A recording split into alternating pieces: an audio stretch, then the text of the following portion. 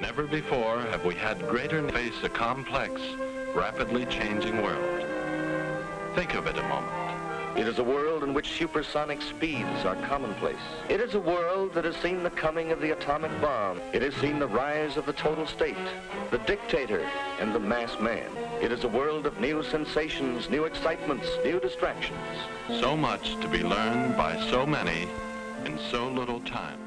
And I suppose you're here with no agenda, as per usual? On the contrary, I'm here for comics.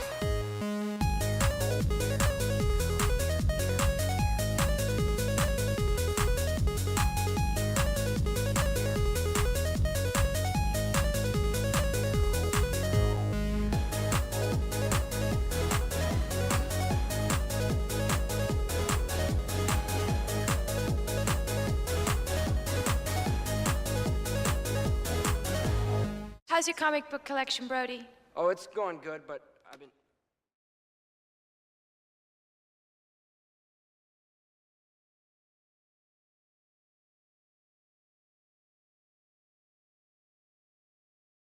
Yeah, So for me, so I am was I. like, what the hell? Dude, no, it exactly hit home for me too, because it's like I have that part where he's coming out of the river and like he's just sort of like hanging out, but he's been like a bit, I don't know. We'll get into it obviously because this is Foil Variant. It is Thursday night. It is time to talk comic books with an intellectually honest bent. I am your co-host, Spencer, Mav, whatever you might know me as. I'm with my other co-host, the ever beautiful, the ever Twitter handle changing, Andrew Rodriguez. How are you doing, my friend? Look, I'm doing well. You changed it once, but literally, like, today, I was so good about it. I went to make our promo tweet, and I went, all right, going to tag Frajal's friend rare. I don't know how to say it, never have, but I at least remember now that, like, it's not Caffeinated Wolf. And then, where did he go? Where the hell is he? And then, like, I don't even think I typed in like the right letters. It's just something popped. I think I did like AN for Andrew, and there it was. And I was like, what happened? Like, what is going on? So anyway, yes, we have Andrew here. How are you doing, Andrew? I'm doing pretty well. Dozer says I could be louder. Okay, Yep, well, I just bumped you up. Oh, okay, you bumped me I up on gotcha. your end. Cool. Excellent. Well, let us know if the audio between the two of us is balanced, guys, in the chat. Thank you for being here. Appreciate y'all. Yeah, I'm doing well. There weren't any bad comics this week, but there wasn't like much that happened in the ones that we had outside of like one or two books. And even then it was just kind of like, all right, so like the plot moved along. So like there's not a hell of a lot to write home about this week, one way or the other. Like we're not going to be raging here. This isn't a why is Supergirl so stupid stream. Two more weeks for that one. Or why did DC editorial like mix up Hunter Zolomon and Eobard Dawn? Like I went on that rant a few weeks ago. Like you say that as if you were like boring the rest of the panel, which is just me, as if I was not on the exact same, like, I am going to poop my pants about this. This is eye twitching me. Like, okay, yeah, it's the little dumb crossover, but come on, like, you're so close. Yeah, still, like, do your due diligence, guys, please. Right? It's not that difficult. I get it. They both wear yellow suits, but that's where the similarities end. The eyes are the easiest part, man. Just look at the eyes. They don't have the same eyes. Yeah. But yeah, guys, as Andrew said, it was sort of a quiet week. There are things that we can talk about. A lot of it will probably just be letting you guys, this is going on. Here's an update just on things we've been reading. A lot, I think, of what we'll talk about tonight is probably like speculatory, theoretical, about things like that. Because, yeah, there's been some plot setups, I guess, is probably the best word for this week. Just not a lot of anything really happening. Like that's where I think we are for this week. Yeah. But lots are moving forward, just kind of at a snail's pace. Definitely at a snail's pace. Except for like the one book that has been moving at a snail's pace is actually the only one that I think has anything of like substance this week, right? Ultimates, which is like probably it's still good. It's still rolling. But yeah, we'll get into all of that, of course. Before we do, or you know what, before we get into comic books, as always, let's say hello to everybody who's hanging out with us thus far in the chat. We have Zero Dozer says he is here, and he also just helped us out with our audio, so thank you, Zero. Always a pleasure to have you, buddy. Punk says he bought Zatanna 5, Doom's Division 4, Emma Frost, the White Queen, and both the DNA and Joelle Jones covers. He's passed on the Ricky Yagawa foil variant one. And I gotta say, Punk, I think you picked like the wrong one to pass like a foil variant on. This one looks amazing. Andrew, do you have it on hand? Do you have yours? I don't have mine with me. I actually just got the tracking information from Midtown today. So did I. Yeah. Ordered that one from Midtown because I wasn't sure if like my shop, because usually I don't get to my shop until somewhere between like 3:30 and 4. Right. So a lot of times like the nicer variants are gone by the time I get there. So if there's something that I know I want that's going to be a more limited run that my shop's probably going to only get a few copies of, I just order it through Midtown. And so that was one of them, along with the Joelle Jones variant. Naturally, I get to my shop a little earlier than usual, and they have both of them. And I was tempted to grab duplicates, but I was like, I'm already buying like 10 books this week, so I don't need to get like any more of them. But I did hold that foil one in my hand, and it looked really great. I almost sent you a picture, like, because I saw it on the shelf, and I was like, dude, this thing looks really, really, really good. It was a great treatment. Like, yeah, we will show you guys when it comes in. Obviously, if we showed you right now, you would just see the base image. Not that cool, but yeah, that cover was really great. So what was I going to say to that? Because, for the covers thing, it's so funny because I wanted to tell you this, and I guess we can share it with everybody, but I learned last week that there is one other fucking person in my stupid Arizona retirement community, like, city that I live in, that is a Peach Momoko specific collector, right?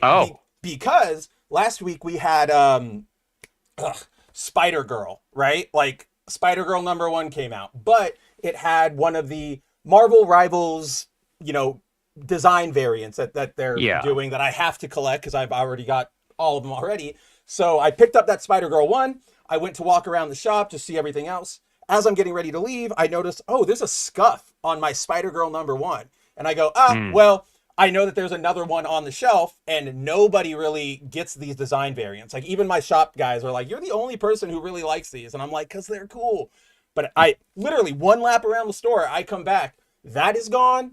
And the Ultimate X-Men variant that I was looking for, the design variant, it was gone. And I was like, I like did the thing where like I stood up and I was like, it's one of you in here. Like, I know it's one of you bastards that are like in here. But because of that, I have to start like going early because like this one, another casualty of TFOS shutting down was this one got like weirdly lost in the shuffle because like it was supposed to come out, then they delayed it.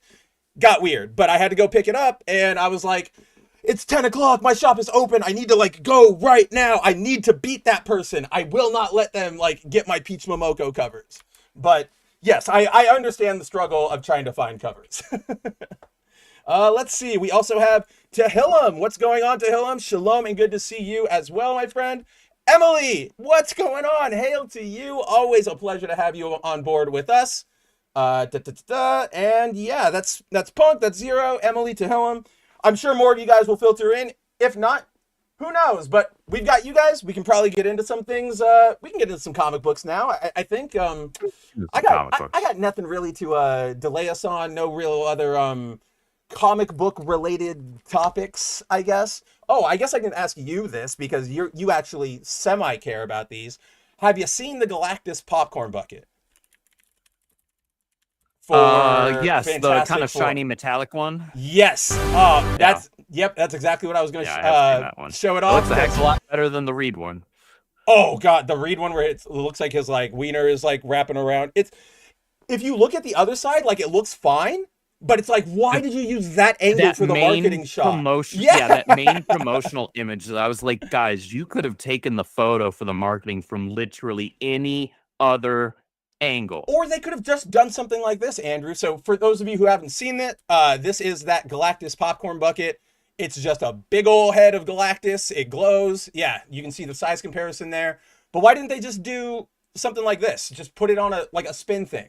Be like, look, Fantastic Four popcorn bucket. And then we could have taken the shot out of it, right? And been like, haha, Reed with a wiener. And then that's different. So very weird marketing choice, but this thing looks so cool.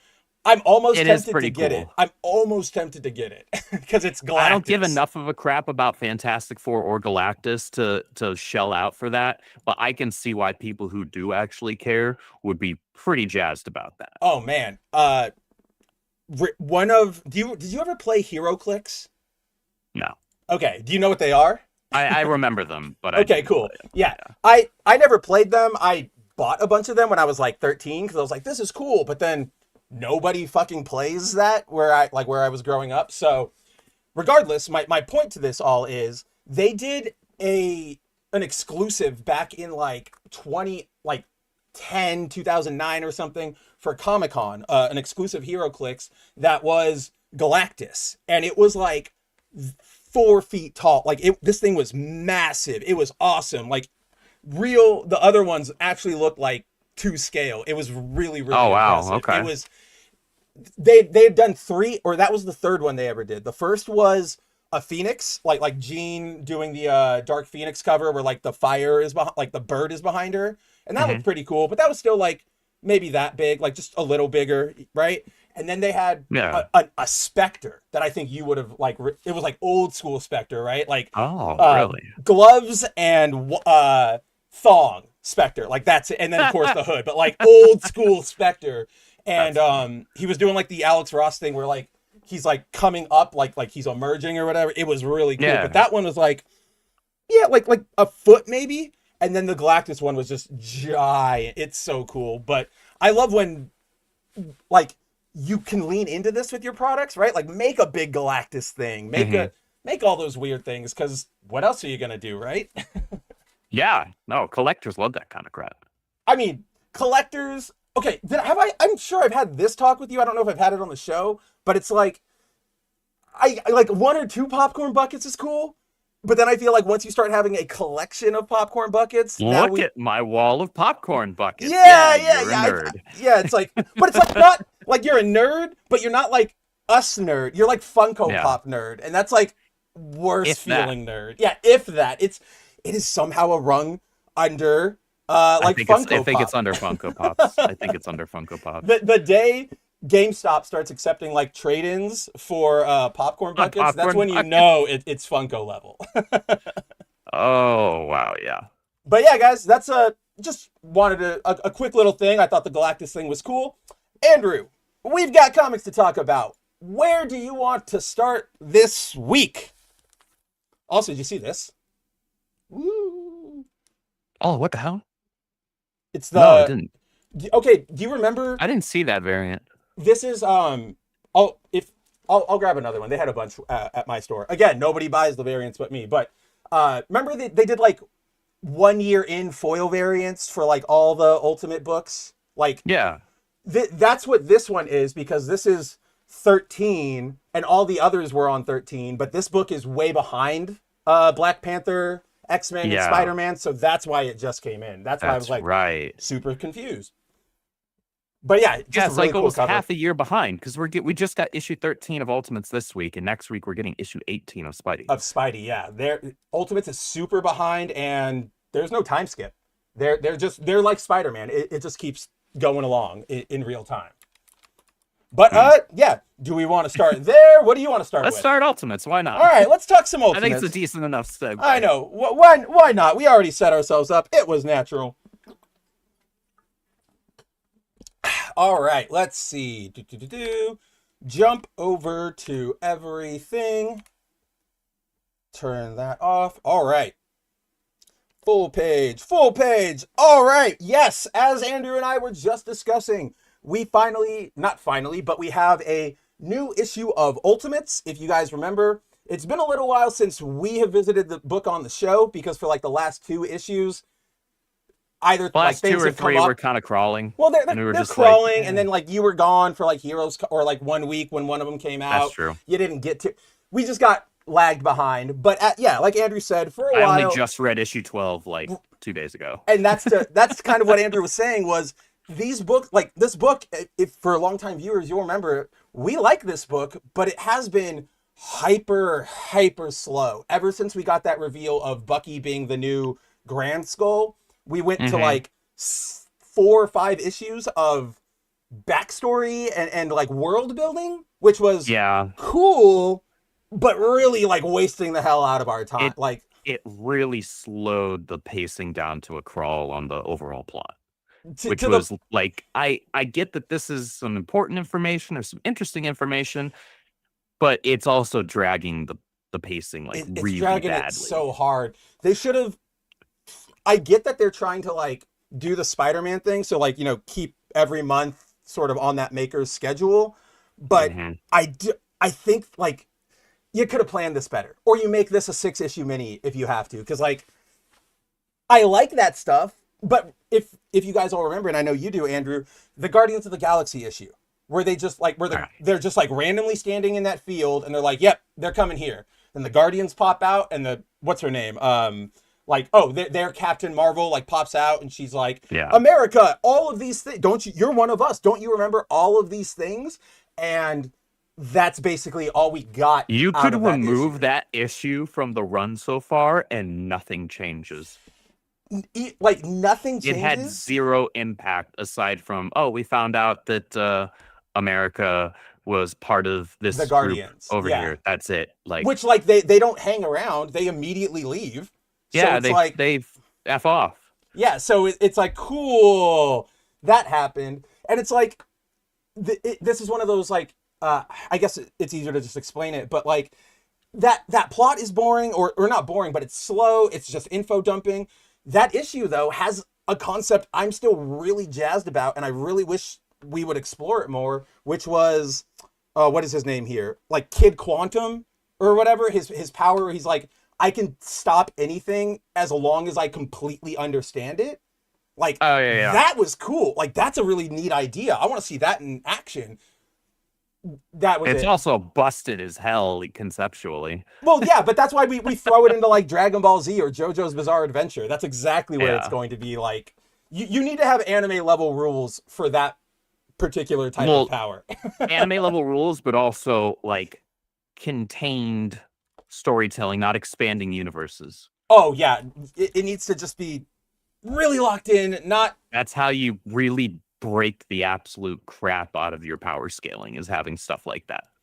Which is, yeah, but instead we just get, he's here, they're powerful, they're gone. Which is like, I think right now, or at least in the way they played it, that big cosmic, like for example, Star-Lord, their Star-Lord is kind of like Peter is now, where he's like touched into the universe and he knows everything and whatever.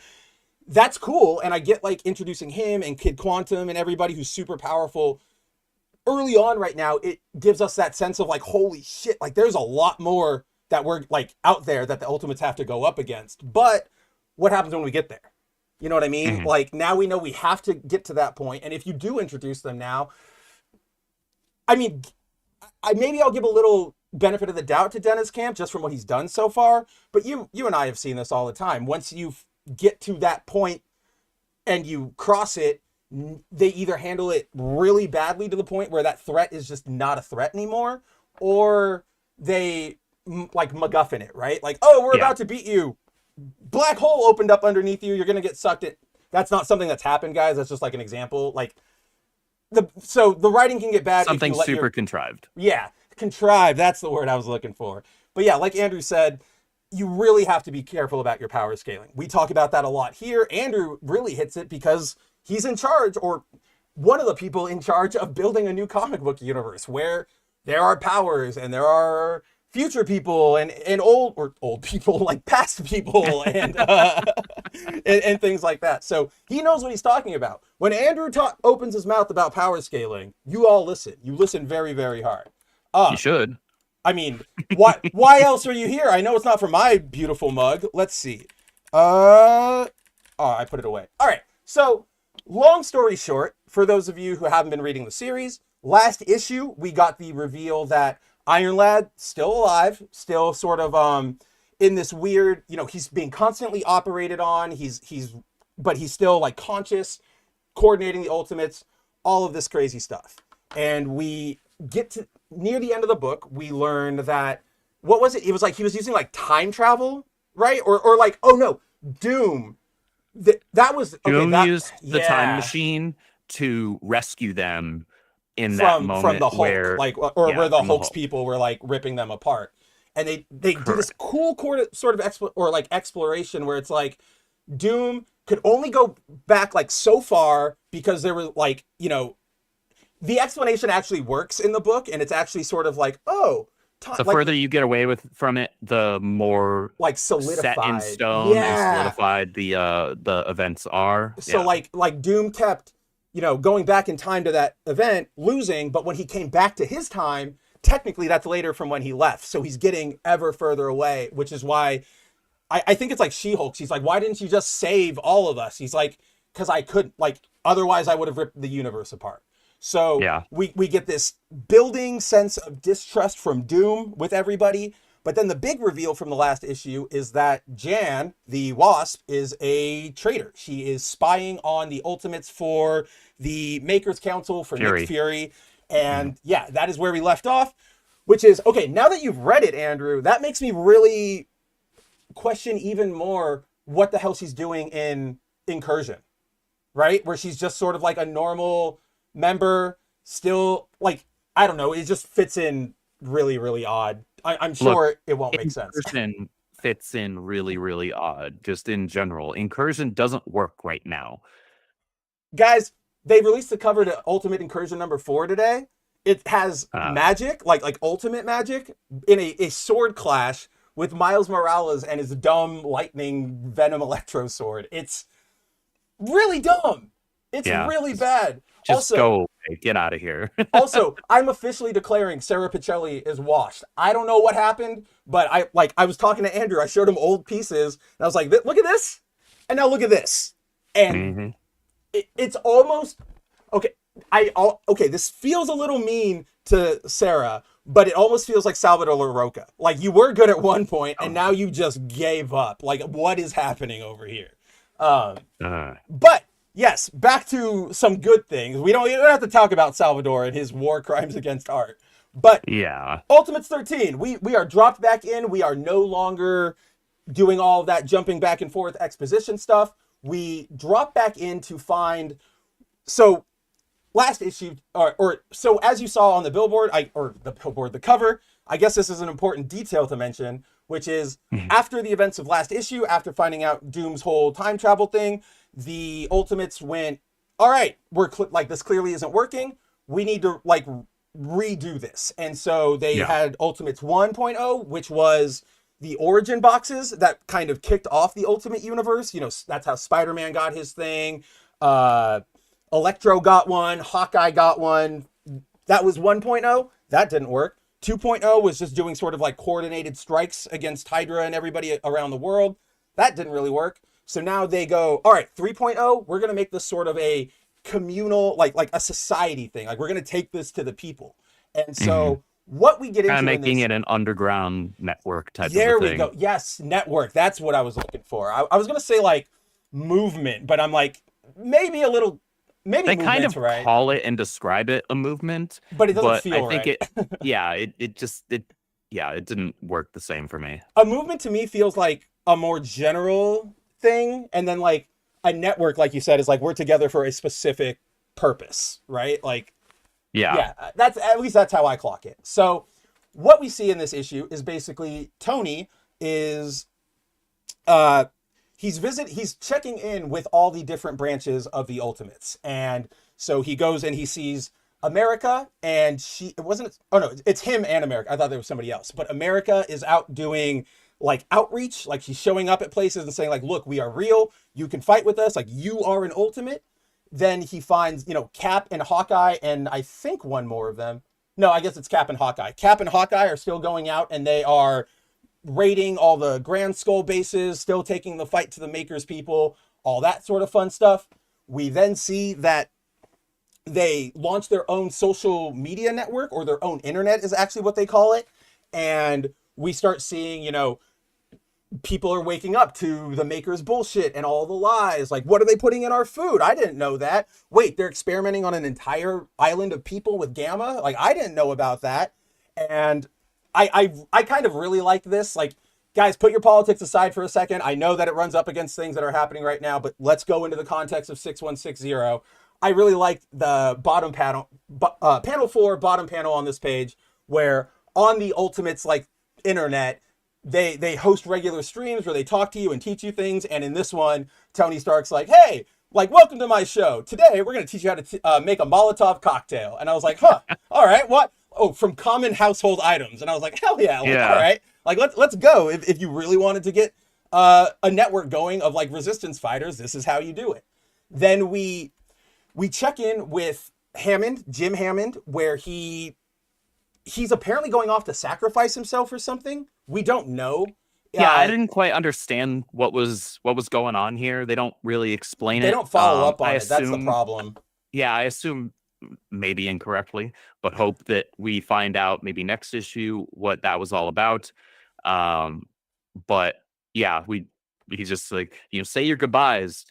He's like, for what? Where's he going? What are we doing here? Yeah, exactly. And so we'll see what's happening. But the big takeaway, I guess, from this scene is Hammond is off the team because he's dead now. And Wasp is, watching these battle plans. So we don't know where Wasp goes from this, but she could have easily gone to Fury or even radioed him right now and been like, hey, they're launching an attack, XYZ. And maybe she did. We don't know. Like Andrew said, it doesn't get touched back upon in this issue. But then we go to the She-Hulk's island. We check in with her. She is, sort of just like staking it out, getting ready to fight back all of the Hulk's people there. He goes to get some help from Thor, and Thor basically tells him to fuck off and says, I'm busy. Yeah, God said he was busy. The gods are kind of dicks, Dad. And so, yeah, we learned that Luke Cage, who was introduced a couple issues ago, he is like reforming a bunch of these like authoritarian prisons. So, he's rehabilitating people. He's fighting back against the Grand Skull. And the really cool part is, so on this page, we see about 5 new like prisoners, and Cage here is teaching them, that's what they sort of all do now. They all have their different classes. Cap teaches the people, combat. Tony teaches them, Tony answers their tech questions. Doom teaches them science. Luke teaches them like civics and ethics and stuff. It's a kind of like an Avengers college, if you will. But yeah, these 5 people in particular, it looks like Cage and Tony and all of them have picked them specifically to be heroes, because congratulations to the inaugural class of the Ultimate Avengers program. Over the next months, we will teach you, we will train you. Eventually, we will work with you to pick out the superhuman catalyst right for you and help you construct your super identity from stealth suit to codename. So they didn't abandon the origin boxes idea, but they shifted and they pivoted how they're implementing them, how they're utilizing which is them. Super smart, because if you guys remember, only one person who was supposed to get their origin box has gotten their origin box, and only one of the, so Peter got his, and that all worked out. He became Spider-Man. Electro got one, or like Electro got one delivered, but like his neighbor stole the package. If you guys remember, like issue 2 of Ultimate Spider-Man, like it's been a long time. Then there was Hawkeye, who they gave him the box, and Clint Barton said, nope, I don't want it. And that's how our Hawkeye got it. Like he just picked it up and said, all right, I'm Hawkeye now. And then Spot is the only other one who was like, I stole cloaks. That's what he said in Incursion. He's like, which I liked. He's like, I stole cloaks. Now I have the powers. So clearly it wasn't working out. I'm kind of bummed about that, actually, because we don't really see Cloak and Dagger much. And I think that would have been a good opportunity to like give them a little more spotlight. Like if we're going to be like trying to prop up characters that are popular in a more mainstream sense due to Marvel rivals, like why are you not capitalizing on that? How about you like give us a little bit more of them? Those two specifically too, because like I'd say they were probably the lowest tier character when we when the game launched, right? Like, yeah. And now people really dig them, and right? People know. One of my best friends who I play that game with, he is not a comic book guy. He's a general all-purpose nerd, but he's not like, I know characters, I know this or whatever. Yeah. We're talking at like Taco Bell, and he's like, oh, like Cloak and Dagger did this, and I'm like, okay, I know what you're talking about, but to hear you we're in our Hearing it mid come from your mouth is Yeah. a bit odd. coming from your mouth in our mid-30s out of nowhere. It's just like Cloak and Dagger. Like, what the fuck? Like, even Disney doesn't even remember they made a show about them. Like, how are you talking about them now? So Right. I agree with you. I actually don't really have like even like a devil's advocate defense for that. That is really weird. Well, that because they- all they did with Spot was just have freaking Miles face him in stupid incursion. Like, And- so we've done nothing of value with and that. if you guys remember, because there's like, nothing of value really in incursion. So I mean, far. yeah, I'm so bummed, dude. We looked like last week. There's that cover of the Maker, like Miles is like falling into the portal, and the Maker is like, you know, doing the like evil villain like silhouette over him.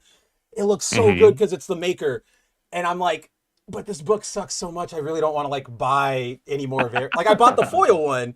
I don't really want to like spend any more money on this garbage than I absolutely have to. Right? Like, it's that bad. But what was I gonna say? Oh, the stupider thing with Spot is that so I know you haven't seen the Spider-Verse movies, but in 2, that is what kicks off the entire multiverse plot, is that Spot starts, you know, like going on a rampage. He doesn't understand his powers. His powers freak out, shoot Miles across the multiverse, blah, blah, blah, blah, blah.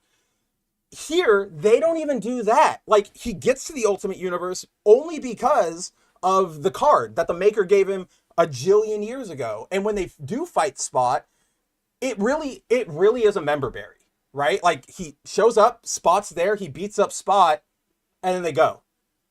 Like, thank you for wasting all our time, thank basically. you and for now wasting like Cloak and Dagger.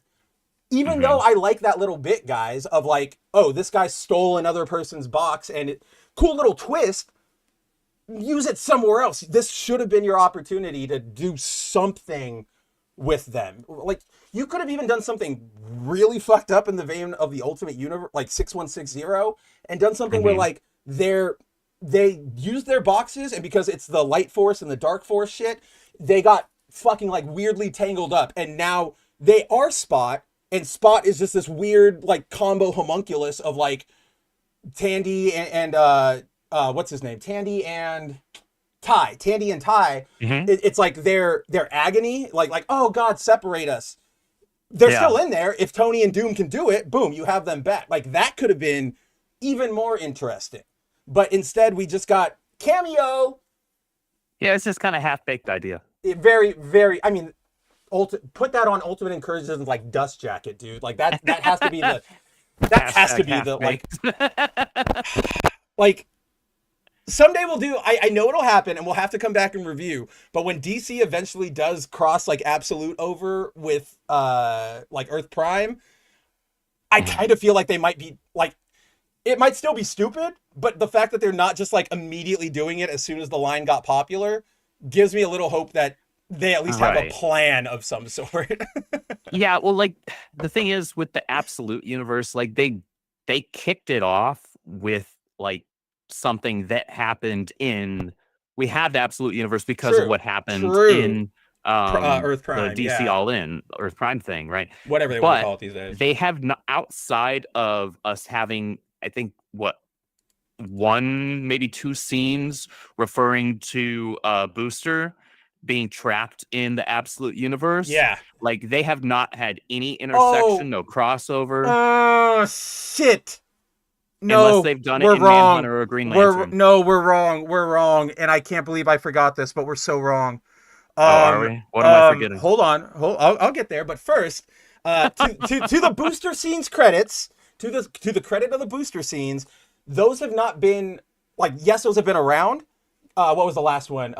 Superman, the Summer of Superman special, like where he tried to send the monster back. Oh, yeah. And the Legion was like, we caught you. Don't try that. Right? Like, his scenes aren't really connected to like Absolute Batman, Absolute Wonder. Like, those are all happening and he's there, but they're not all like centering on Booster, right? Like, like the Ultimate Incursion, the entire selling point, everyone, is that Miles is meeting all of the main Ultimate book like cast, right? Like, he's gonna go meet Storm and Black Panther. He's gonna go meet my girls over in the X-Men. He's gonna go meet he already did meet Peter and Richard, and then he's gonna meet the Ultimates.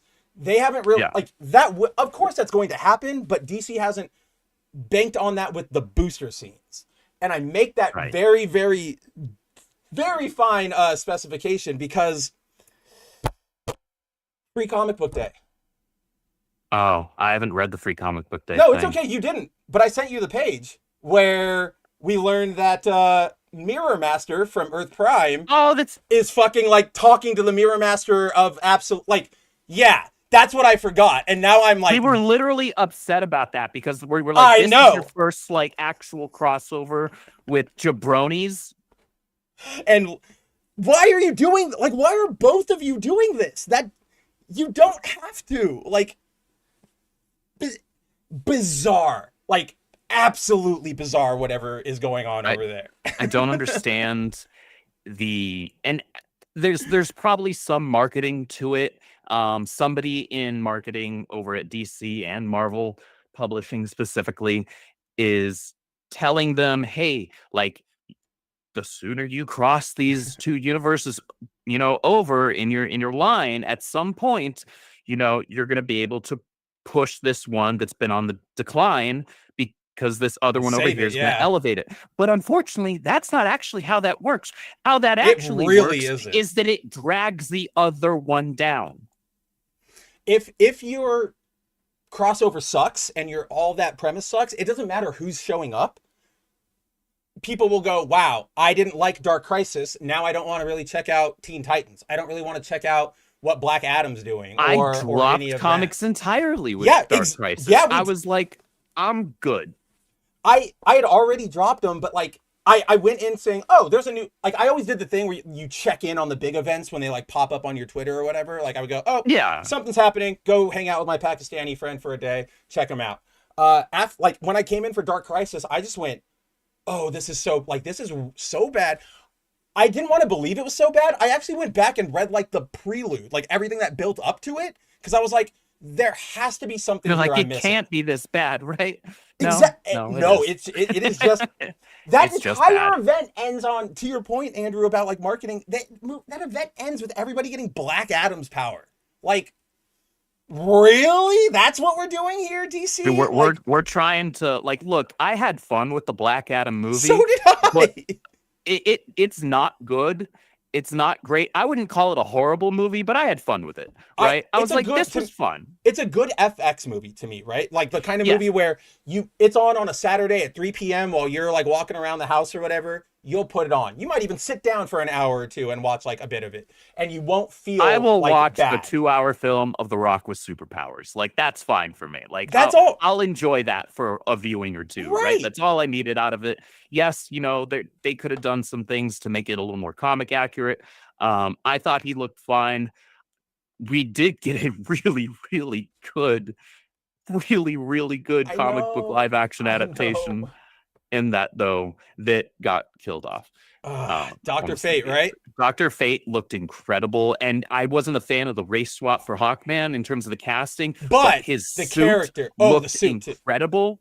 I also like the way And he was the played. the actor did a good job, so we can critique and review the performance itself Of as well. course, yeah. Right? We can do both things. We can say I didn't like the race swap, but for the script that was written, the For actor the did a cards good we job. were dealt. Yep. Right? Like, So I we agree can with you. can appreciate that, and I think he did a really good job for what was written there. Otherwise, but to have an event, because that was coming out like alongside or close to the marketing push for Black Adam, wasn't it? that was like Dark Crisis either ended the month before or the month after that movie came out. So it was like that shot of them all getting their powers, that was supposed to be the blowaway moment, right? Like that was supposed to be their Supergirl dying in Superman's arms moment. Like, I'm sorry, not many moments in DC Comics can match, let alone top that. Like you have Barry Allen sacrificing himself, and that wasn't even a cover, right? Like if we're talking covers, you're really not getting much aside from maybe Lois holding dead Clark. Right? Dead Clark. Like it's really those two for me that immediately come to mind. Aside from like the Detective Comics 27, Action Comics 1, which like different different or category, or like Bane, different category. Bane, Right, dropping bats over his knee. You only have a few, but in modern comics, you're not getting those moments. To be honest, the only other real DC one I can think of is it's from Certainly not out of events. Well, the only other one I can think of from an event is from Crisis, and it's the cover to 8 where Barry dies, where it's that shot of him like against the wall of like anti-monitor energy, and he's like in the like battle pose, and like that's an awesome shot. And even then, like I wouldn't, to Andrew's point, I don't know, now that I'm saying it out loud, I don't know if I would make that on that same level of iconic. It's rad, but maybe I'm putting too much weight on it because I'm a Flash guy. Right? Like, and that's fair, because that is, that is a pretty iconic cover, having Barry, there staring down the anti-monitor, right, with the wall behind him and all of that. And that is pretty cool. It's cool. I just don't think more people would know it, right? Like if we showed them Clark, like Lois holding Clark holding Supergirl, or Lois holding Superman, right? Like those people moments, will go like, I remember that, because those were like big people pop who have never culture read moments. comics in their lives can recognize that cover. And go, I've seen that. Oh yeah, yeah, you have, because it had that much of an impact. The only other ones that I thought of, Andrew, and I don't even know if they're good examples, but I think it's the best we've got. The matching covers that Jim Lee did for like Batman and Superman back in like the 2000s, the one where they're like standing on the like gargoyle. Oh, they're each standing like, on the respective things, and they're like they're looking, facing, basically, they're facing each other. Put them next to each other, the face. Yeah. That's a good one. It's just kind of boring. Well, because like, it's not overall representative of a moment that happened. No, it's just like, that's correct. Because those are things that those two characters do literally every day, right? Bruce standing on a gargoyle or crouched on a gargoyle, no matter how badass it may look, it doesn't matter who's drawn it. If it's Jim Lee, if it's Alex Ross, if it's Jimenez, hell, if it was Michael Turner, it doesn't matter. Those characters have done that every day for the last several decades.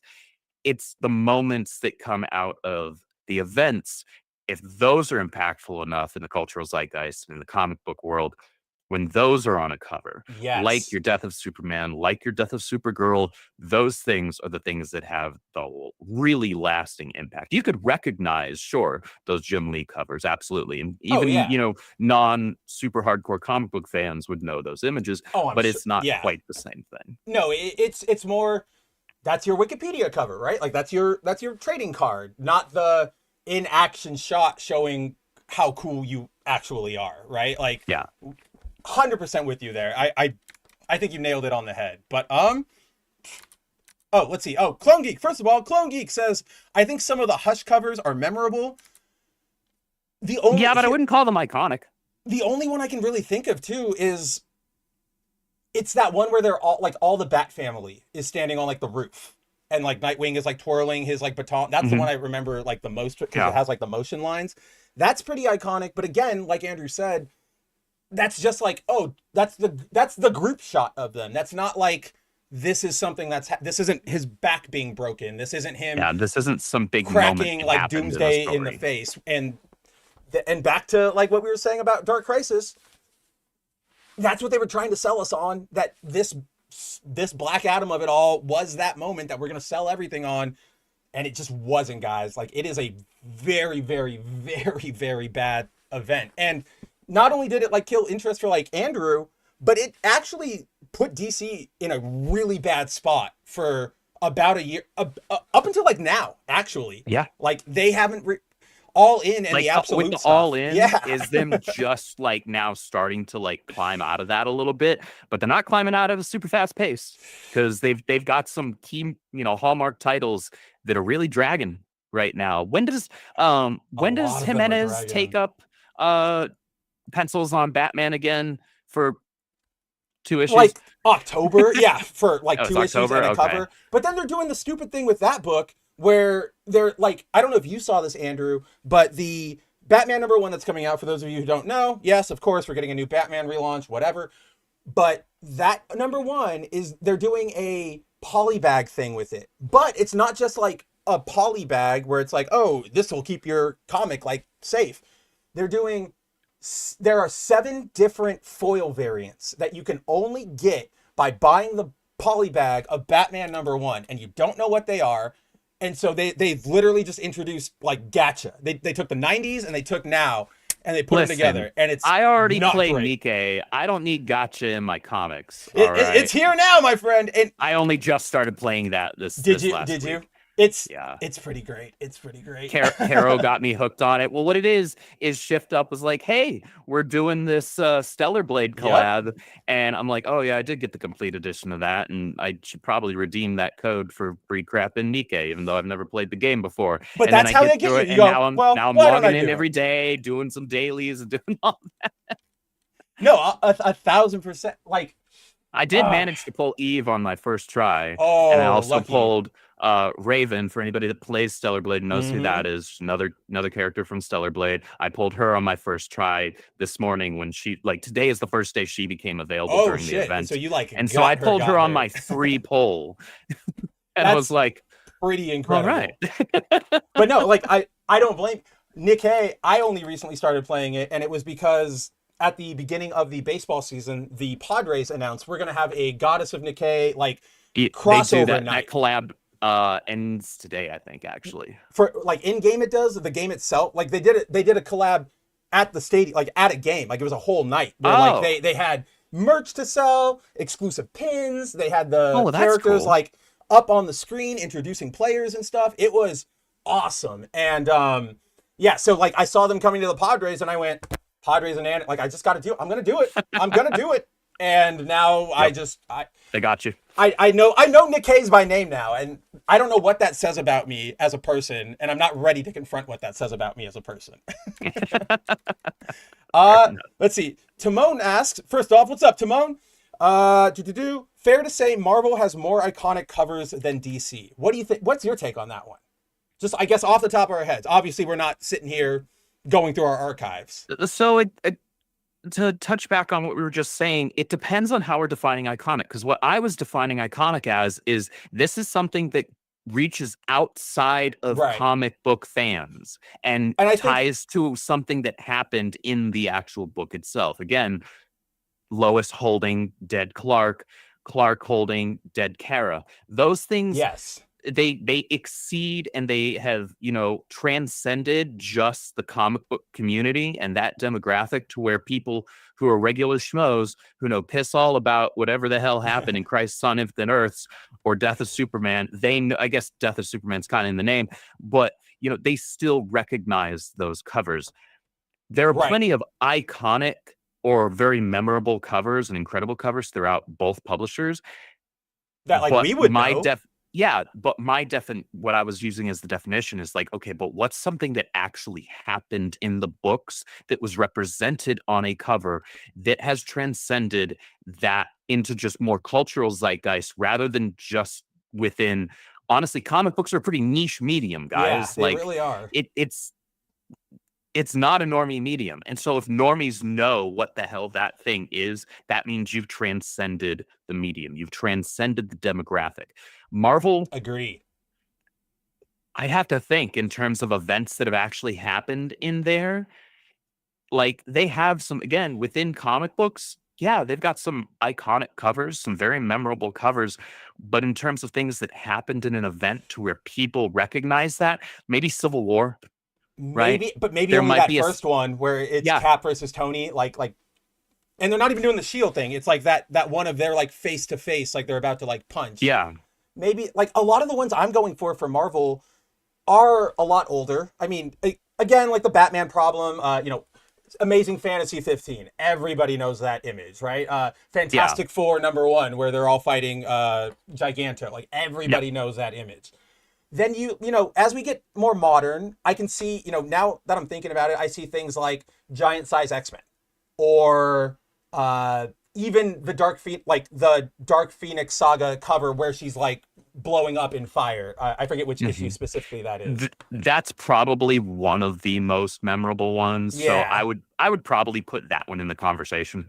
Oh, definitely. And so like as we move forward, yeah, I'm kind of with Andrew. I don't really know any modern piece that has really entered like the zeitgeist of everybody knows it, everybody wants to homage it.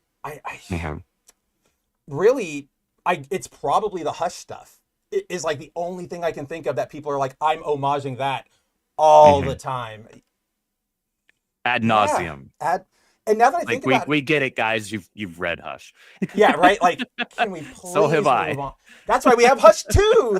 Isn't everybody excited about Hush 2 in 5 years whenever they finally finish that? No, but I did pick this up yesterday at my shop, so now I've got the compact version of that, which makes me happy. I still like it. It might not be like the best. To me, Hush is one of those like perfect like entry stories, right? Like you give that to somebody who's heard Batman. Somebody asks you like, hey, what's a good Batman story for me to dive in on, right? Yes. Because the thing with this book is that it doesn't require really having read much else for you to get the gist of the story. Like this is one of those like genuine modern jumping on points. If you're not telling people to go all the way back to Detective Comics, you're not telling people to go all, right? So if you want to give somebody an easy jumping on point, just a sampler to where, they finish this, they can start the story, not feel like they're, missing out on crucial context. And then they can end the story and it feels like a full, complete story was told. And they also feel like, one of the big things that's daunting about a lot of our hobbies, guys, that I forget this a lot too, because we were born in it, we were raised in it, is that molded by it. But like these hobbies are pretty damn intimidating from the outside in, right? Like, wow, there are a lot of issues I have to read. Or if you're playing like Magic, like, wow, that's a lot of rules I have to learn. Or if you're playing Nick Hay, it's like, wow, this is an entire like ecosystem. Like this is a lot. There's lore and characters and blah, blah. Like that's a lot for people to like take in.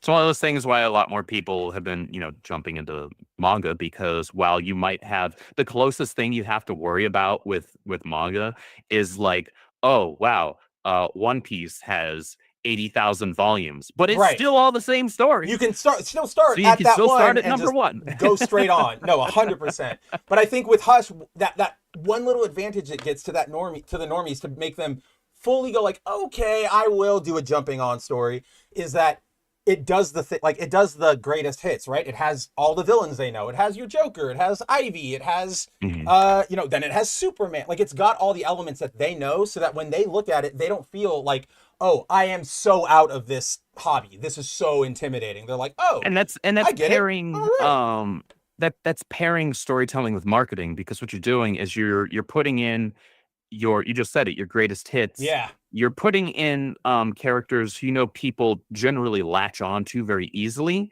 and you're putting them all in there so that somebody who's new to the medium can be like, oh, I kind of like that character. And then that incentivizes them to then carry on and go read more about that character. Which is why, like, I've never understood. We can have like a whole debate on it. I know it's a really big thing in like comic book fandom. When Spider-Man joined the Avengers, like in the Bendis run, like the new Avengers, and then when they, the real Avengers.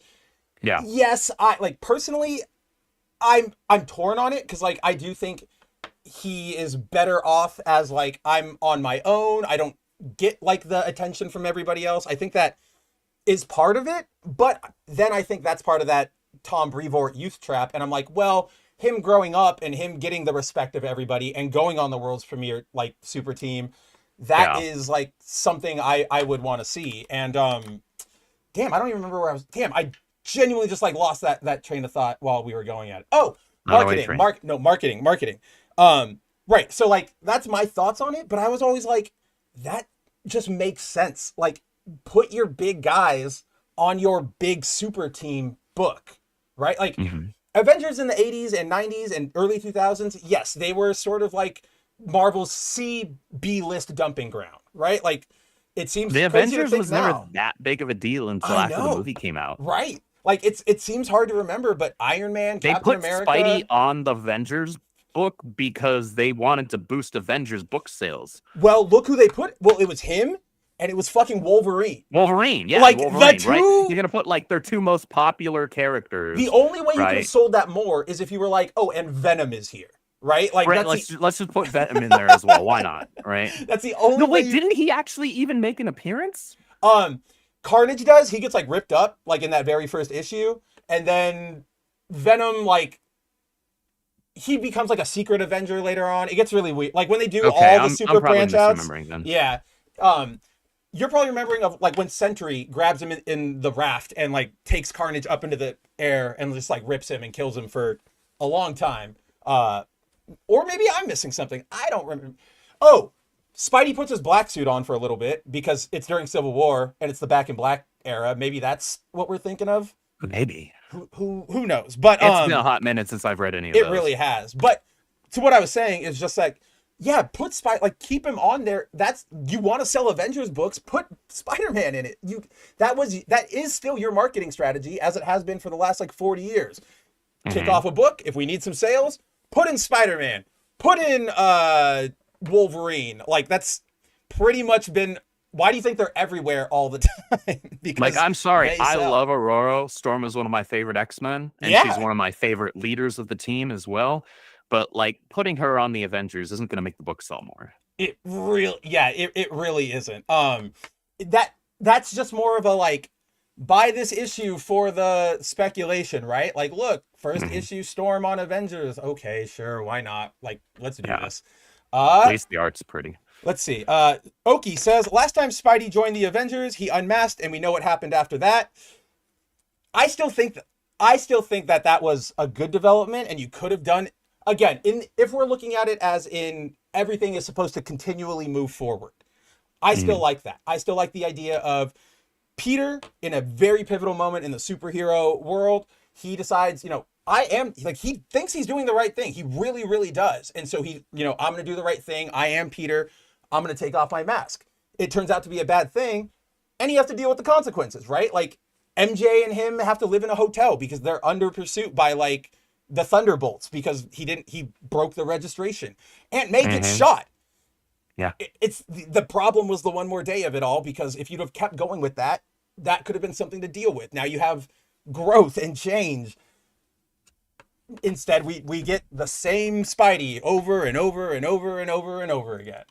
But yeah, that was a very long detour. I don't even really know how we went that way.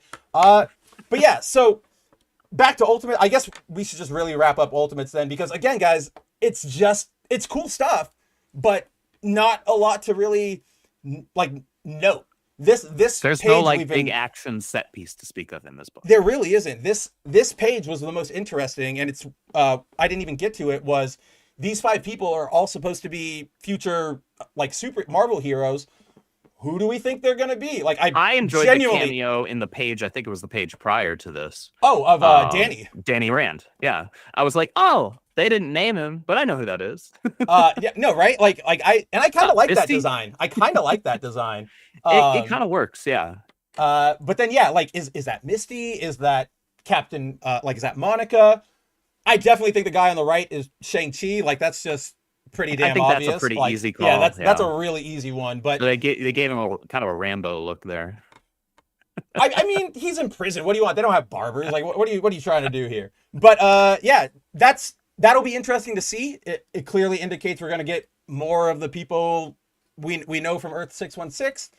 And then, yeah, really the only thing left to talk about is the reveal that Janet finds at the end, which is Tony is like splitting himself or doing like a time travel splitting thing. Himself. Yeah, it's time splitters, and we're bringing it back. But that's the big reveal, which is another like, okay, there it is. There's the setup.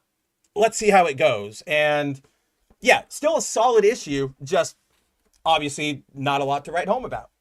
Except, yeah, I think it could have benefited from even a simple like 2-page action sequence. The book right now just feels a little too slow. And this would have been fine if we didn't just have those 3 or 4 issues of slow exposition. Or let me rephrase that. This would have been better.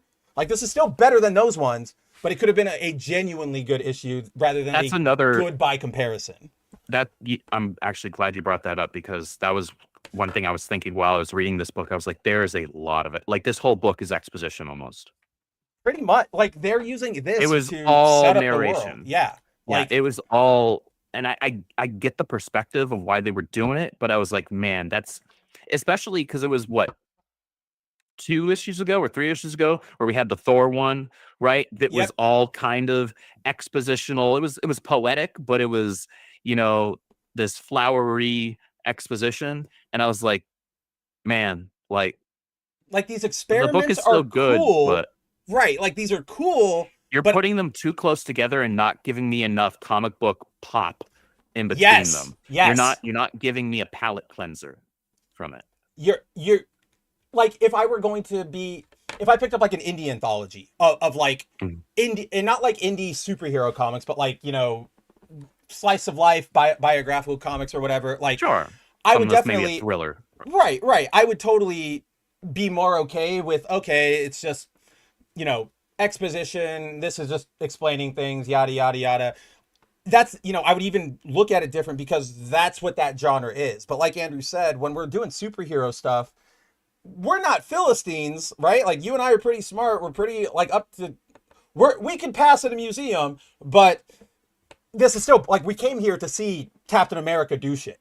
Like, Yeah. that's what I just make it a panel. That page where they went and they assaulted Bucky's compound, that was pretty cool. And they had a lot of action there, and they still talked a shitload over everything else. So just do that.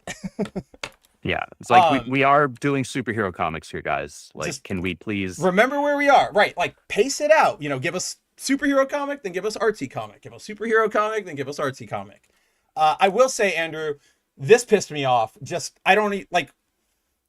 So for those of you who don't know, what we're looking at here is in the prison that Luke Cage is teaching everybody in, they set up sort of like a dome, like the Maker's Dome, and it keeps everybody out.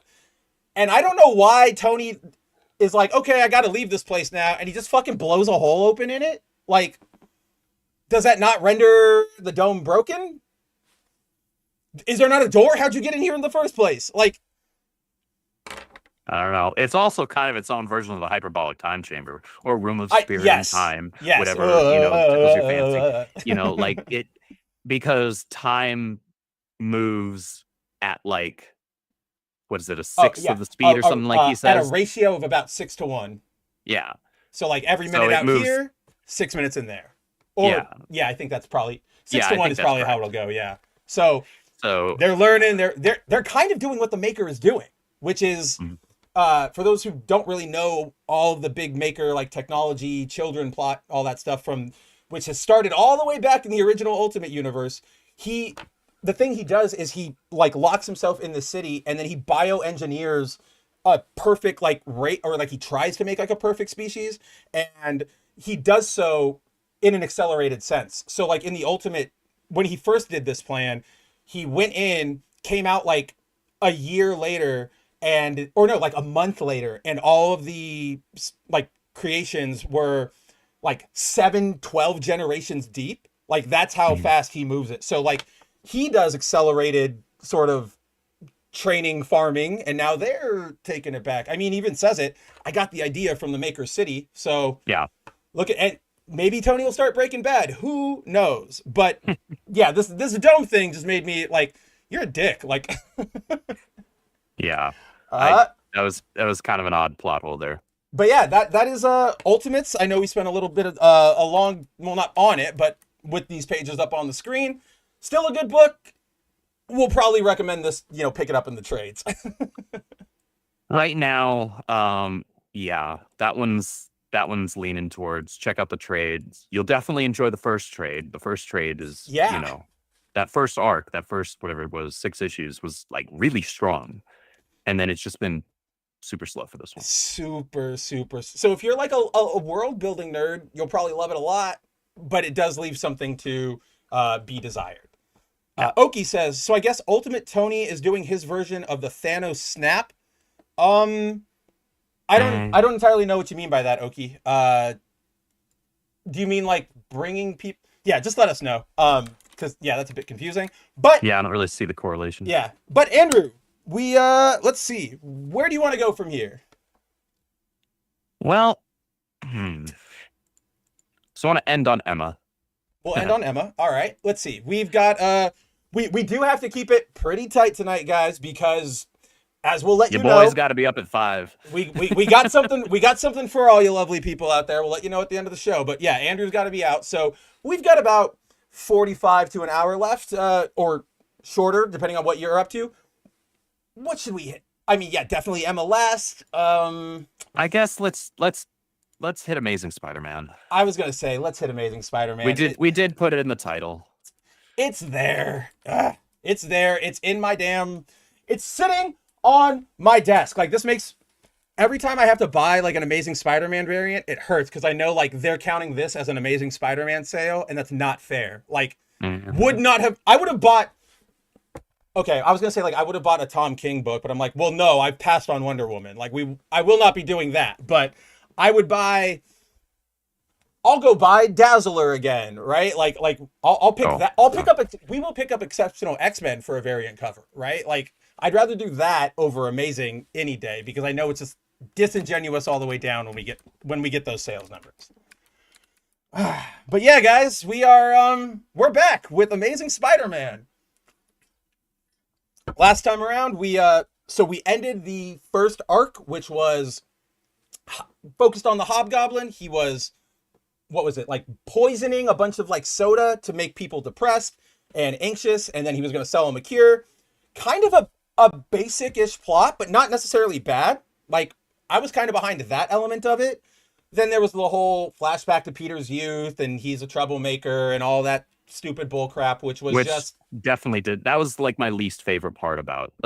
Like, I'm not a fan of us retreading old ground, but the thing I genuinely did not like was that like retelling of and reframing of Peter's childhood. That's where I took issue. It was really, really bad. That just felt like we're making a change to make a change. It really isn't going anywhere. And if it does, I think we see blueprints of it here, and it's not great. Like, it's really, really disappointing what we're getting from Kelly. So, yes, guys, last time, Hobgoblin down, Peter alive, and that's where we left it. Really, there was no cliffhanger. There was no end. It was just, I love you, Aunt May, and they hugged it out.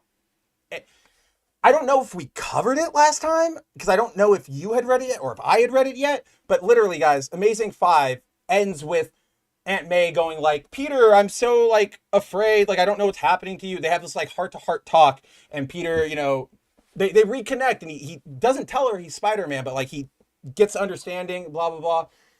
It is, I was telling this to Andrew, it is near 1-to-1, the exact same scene we saw like 10, 15, 20 years ago with JMS when he did, when Aunt May found out Peter was Spider-Man. Like, they literally have this heart-to-heart talk about all of this, about how, like, I love you, even though it's, like, exact same thing, but for a worse resolution. Because it doesn't end with Aunt May now knowing he's Spider-Man and now being, like, in his world. It just ends with, I love you, which is like, we know you love Aunt May. You fucking sold your marriage to save the old biddy. We know, Peter. Yeah. So, off the bat, you guys might notice, different cover artist this time around. It is John Romita Jr.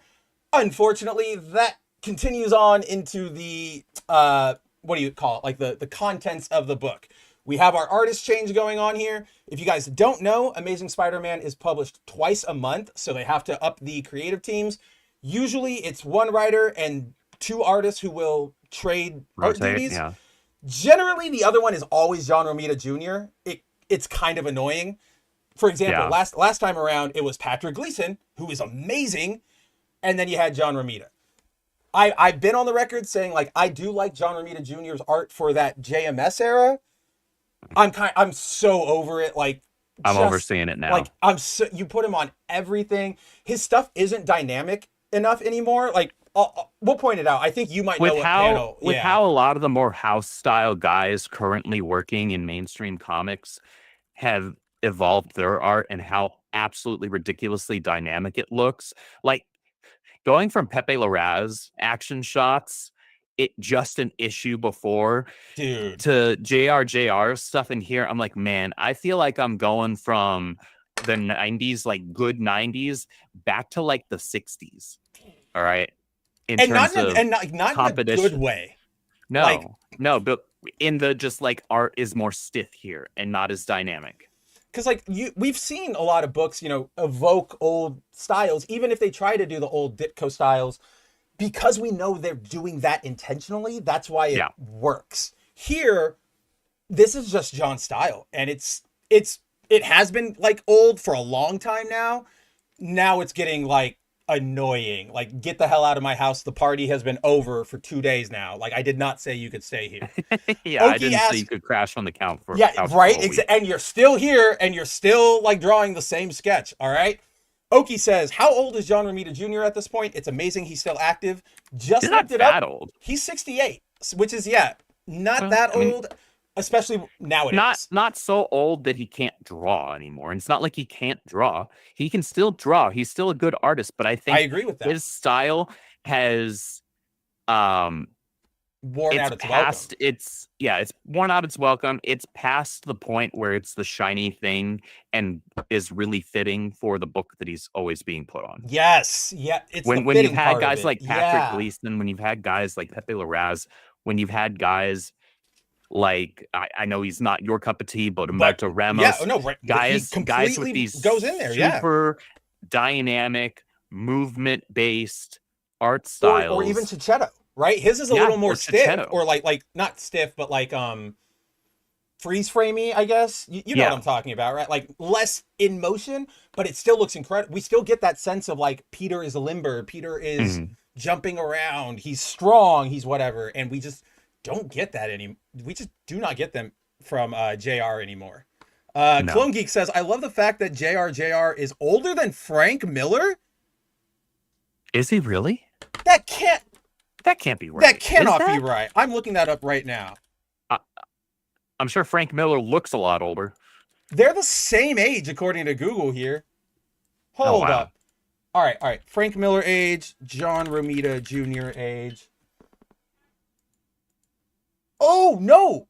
So Romita Jr. is like older than Frank by like 4 or 5 months, because he was born in August 1956 and Frank was January 1957. Oh wow. What the hell? Like, I mean, I know Frank had a rough go at it in the last couple of years, but damn, I didn't know he got like that bad. Like, I'm glad he's doing better now and Frank is back and he's working and he's not as like, alcoholic and depressed, but woof, that's crazy to think about. Like, I genuinely would not have guessed that for a second, Clone That's Geek. a yikes. Does a John Romita III exist? I'm sure he does, and he's gearing up for the Volume 22 relaunch of Amazing Spider-Man. Make sure to get your pre-orders in, guys. Yeah. No, I really think what you said right there, fitting for the book he's on, and then, compared to these other artists, it's just, the time has passed for his art on Spidey, and we'll just get into it, guys, because it's not even just like his art. He's also like, I'm pretty sure this is one of those situations where like the artist and the writer are all working together on it. Like, not just, I'm giving you the script, shut up and draw. I'm sure they're like, hey, what about this? Hey, play to my strengths, yada, yada. Yeah. And in that sense, like, Romita just plays all of his greatest hits here, and they're not good greatest hits anymore. Like, No. but I mean, just for this, like, here, for the best example of what we're talking about here, where is that last? Here is last week's cover to Amazing Spider-Man. Pepe Larraz, amazing. Like, Hobgoblin, he's crashing through the like words. You've got all the debris going. You've got those action lines. You've got the awesome color contrast between the faded Hobgoblin and then Peter. And then, yeah, as you guys saw, you have Black Cat and Spidey just sort of in the abstract. There. I don't even really, how do you even make this angle? Right? Or like this, how does Felicia leap up, make tension at that point? The longer you look at this, the longer it hurts. Like, it really, Yeah. And then, I don't know about you, Andrew. So, I get what he's doing. So, you guys might not notice this, but in the middle of this shot, Spidey's leg is actually up. Like, he's kicking forward as he's swinging. But Romita decided We're missing to use like most of his foot. Yeah, I get what he's doing. He's doing like that black shading, but it is so harsh and it's so like, it's the same black as the background. I tried to make this our one of our featured for us to like look at. I couldn't do it because any way I did it, unless I showed the entire thing, and then that would have made it like really small and really dumb, that foot looked like a symbiote tentacle. right? Like it Yeah. just didn't look like anything. It was so bad. Well, that leg in general looks really weird. Like It if you does. follow the line of Yeah. that leg down, Oh, it's shit. super off. But on top of that, all that had to be done here to at least fix the foot was add just a teeny bit of reflective light on the other opposite edge of his foot. That's it. And he's got reflective light in this piece. Like look Yeah. at like Peter's butt has it, his They're rib in the cage. city at night. He's going to have reflective light on there. And it is just, oh my God, this is so, Andrew, what did I just say when we were looking at the old run? I was like, I know you're not a big fan of his art, but damn, he can always do the New York cityscape. Like this always looks great. And maybe it's a different colorist nowadays. I actually don't think so. I think this might be the same guy, but it's just not great. So let's get into it instead of just bitching at the cover, because there's more to bitch about as we actually get into it. So after everything with the Hobgoblin, we open with Peter. He is just back to patrolling, back to being his regular spider self. Very, very weird setup here. He with like him starts saying, "I'm super happy. I love my life." Like, Yeah. bro, what? So that's where we start off here, guys. It's like Peter's like, "Yep, like I've got this weird itch I've had it like in my head all day. It's not my spider sense. I don't feel bad. Like, what is it? Oh, I'm happy." And that's why he stops the senator from getting robbed or whatever. Goes on his merry way, and he's like, "I'm super happy." And we kind of go through it. You know, he's got a good job. He's got Shay, who we learn like isn't actually even his girlfriend, and I'll get into that in a second. They're not even exclusive. They like what is so much better in your life right now than even just like the last arc or the like arc you before didn't get that. fired. Congratulations. It's a great baseline. Even though like this next like the conversation he has here with his boss is basically like, you are going to get fired unless you know I know you're good, like you're smart, but you're like we can't have you around if you're absent. She even says like late or a flat out no show for 20 of your 30 days on staff, right? And it's like, okay, so what is going great here? Like I don't know. We then, you know, she offers Peter like, "Oh, in the future I might have to step away from the board or from the CEO. I want you to, you know, like fill in my seat."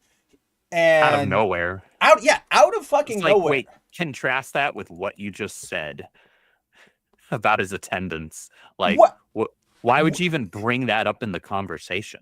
I don't. Well, like that was only brought up in order to create tension between him and this new, you know, childhood best friend that he had, because his childhood best friend later on in the issue says, "I can't wait until I take over that exact same position." Right. So now we're getting she's basically offering Peter there. We're getting that. So, very we're foreshadowing soap opera drama. like the most easily repeated like heel ad turn of all time. Thing. Like we are looking at our next villain, right? Like 1,000%, man. It's so telegraphed. It's almost insulting. The faces look awful, says Timon. I mean, that's unfortunately with Ramita. You either get like Felicia's pretty good up here, or you get literally everything else he ever draws.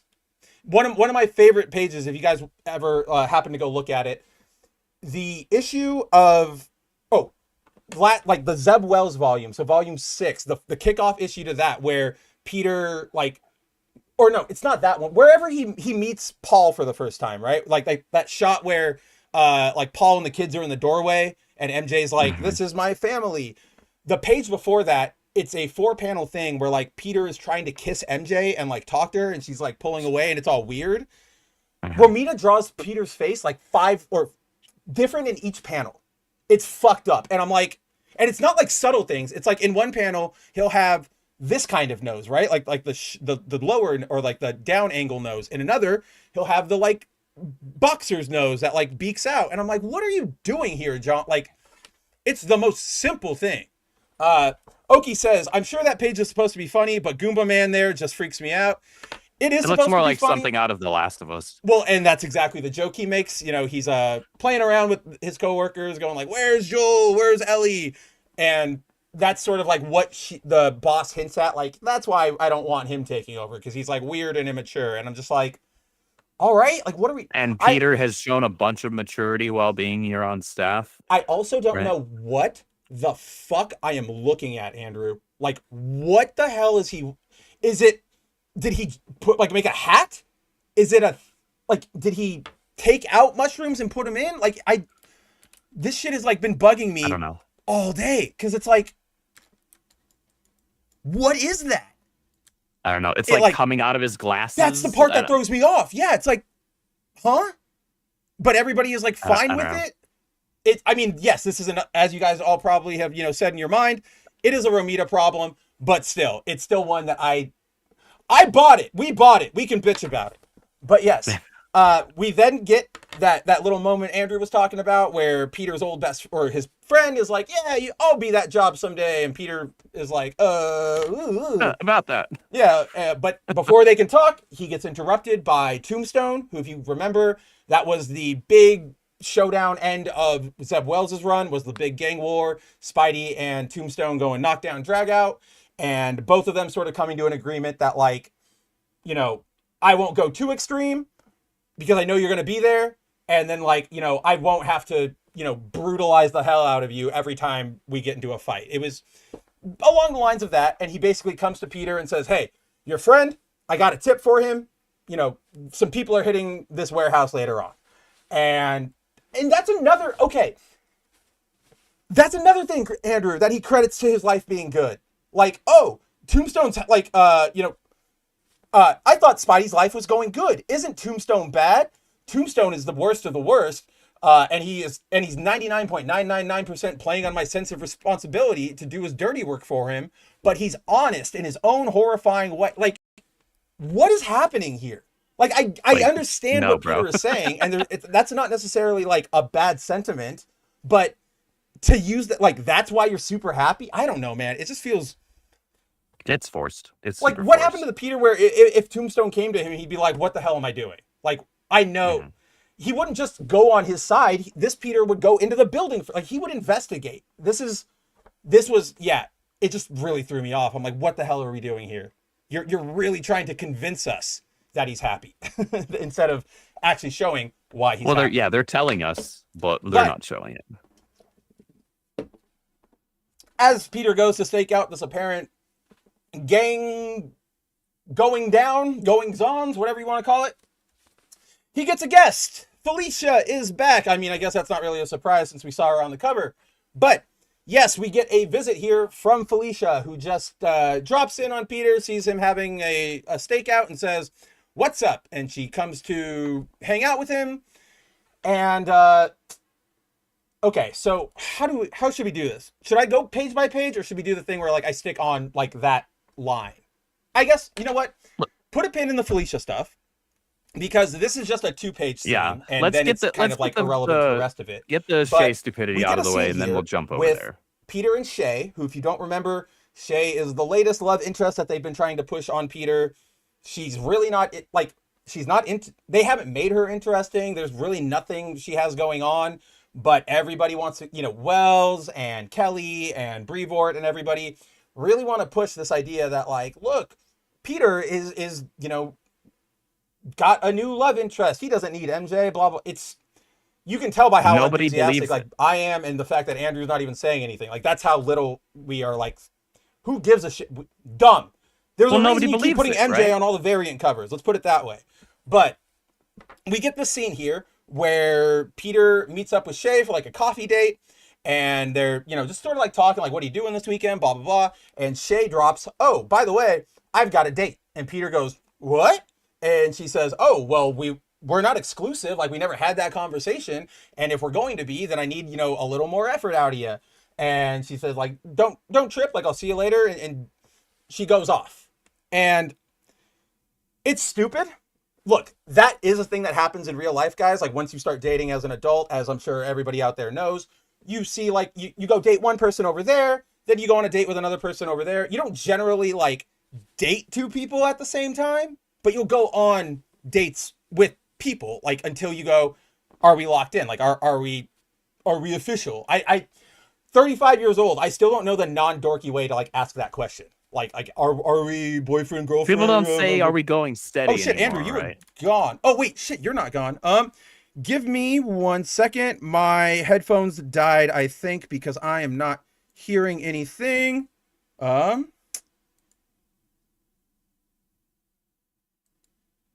Okay, say something. Can you hear me now? There we go. Now I can hear you. Okay, what were you saying? I was saying, well, like, I don't think people say "go steady" anymore either. Like, that Right. makes you But feel like like you're that, from the 70s, but right, or even, something. but like to me, that's the one that feels the most right to use as like an Yeah. adult. But then yeah, it's like, what are we like? Are we It's gonna like, go yeah, to the Harvest Festival and like right? poke a like a stick ball around? Like it, I'm right there with you. So there really isn't a good way to go about it, guys. It's just one of those things that you and your girlfriend or whatever, like, or Emily, boyfriend out there, like you will just one day be like, yep, okay, like you'll fumble through it, but then you'll have that title, I guess. But the shay of this all is, so for, I've mentioned it before. I've not really hit on it, but Marvel does this thing called Infinity Comics, which are very simple, or not simple, but they are digital exclusive only comics that they're read in like the webtoon format, so that you scroll down on it. It's weirdly enough, they are canon. Sometimes they're canon, sometimes they're not. For example, X-Men Green, where Nature Girl turned into like an eco-terrorist out of nowhere, that was an Infinity comic that they then like published in a trade and like canonized. So it's always weird, but in the Amazing Spider-Man Infinity comic, there is another like Spider Woman essentially that is a love interest to Peter over there. Like they're making out all the time and whatever. This was, I think what happened was somebody wasn't talking and didn't realize like, oh, you have Shay over there. So now these last couple issues, we've pointed it out every time, they are trying to sort of walk back how committed those two were. Like at the end of Wells's run, they were really ramping up to like, we are together, like we're boyfriend and girlfriend. Then when Kelly took over, you get a lot of the like, for example, when Spidey went to see her to check on the Rhino in Ravencroft, and he was like, she's like, I hear you talk to my friend Peter, and he went, your friend Peter? I thought you were more. And she's like, it's not time to talk about personal life, Spider-Man. Like we have to, solve this. So they've been doing that, but that's because they're really trying to dig themselves out of their own hole. It's just a really bad plot. What do you call it? Like contradiction. And that's half of why we're here. The other point I was going to bring up about, there was another thing I was going to say about the shay of it all. I mean, yeah, that's probably the big one, is that this is clearly them just going like, oh, we fucked up in the Infinity comic. That's what I was going to say. They don't realize, I don't think they realize this, guys, but remember, Brevoort, Marvel, they want Peter young. They want him relatable. Getting married and making him have a good job or have kids or anything is too much. That matures him too much. It makes him unrelatable. Like it gets out of here. I don't think like saying this guy is capable of dating multiple hot women at the same time makes him relatable. Like it just, I don't like that doesn't click to me. You and I are of the same cloth, right? Like when we were growing up and we were nerds and we looked at Peter, it wasn't like yes, he dated hot women, but that was sort of like an attainable thing and a realistic thing, and one of those things where it's like, yeah, I'm just getting in my own head about it. But like being a straight up like I'm dating around the city all the time, like that's not Peter. Like I don't know what we're doing here. So it's just you even have Felicia calling him player, right?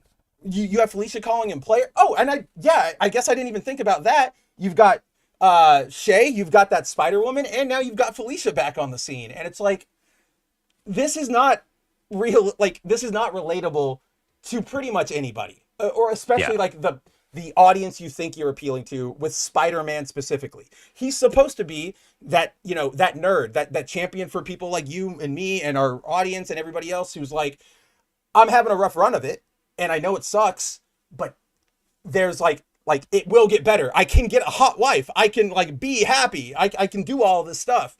And so it's just so rough. It's just so bad with this relationship stuff, with the youth of it all. But that's really all there is to say about Shay, because she's gone from the issue after that. It's just literally that 2-page interaction.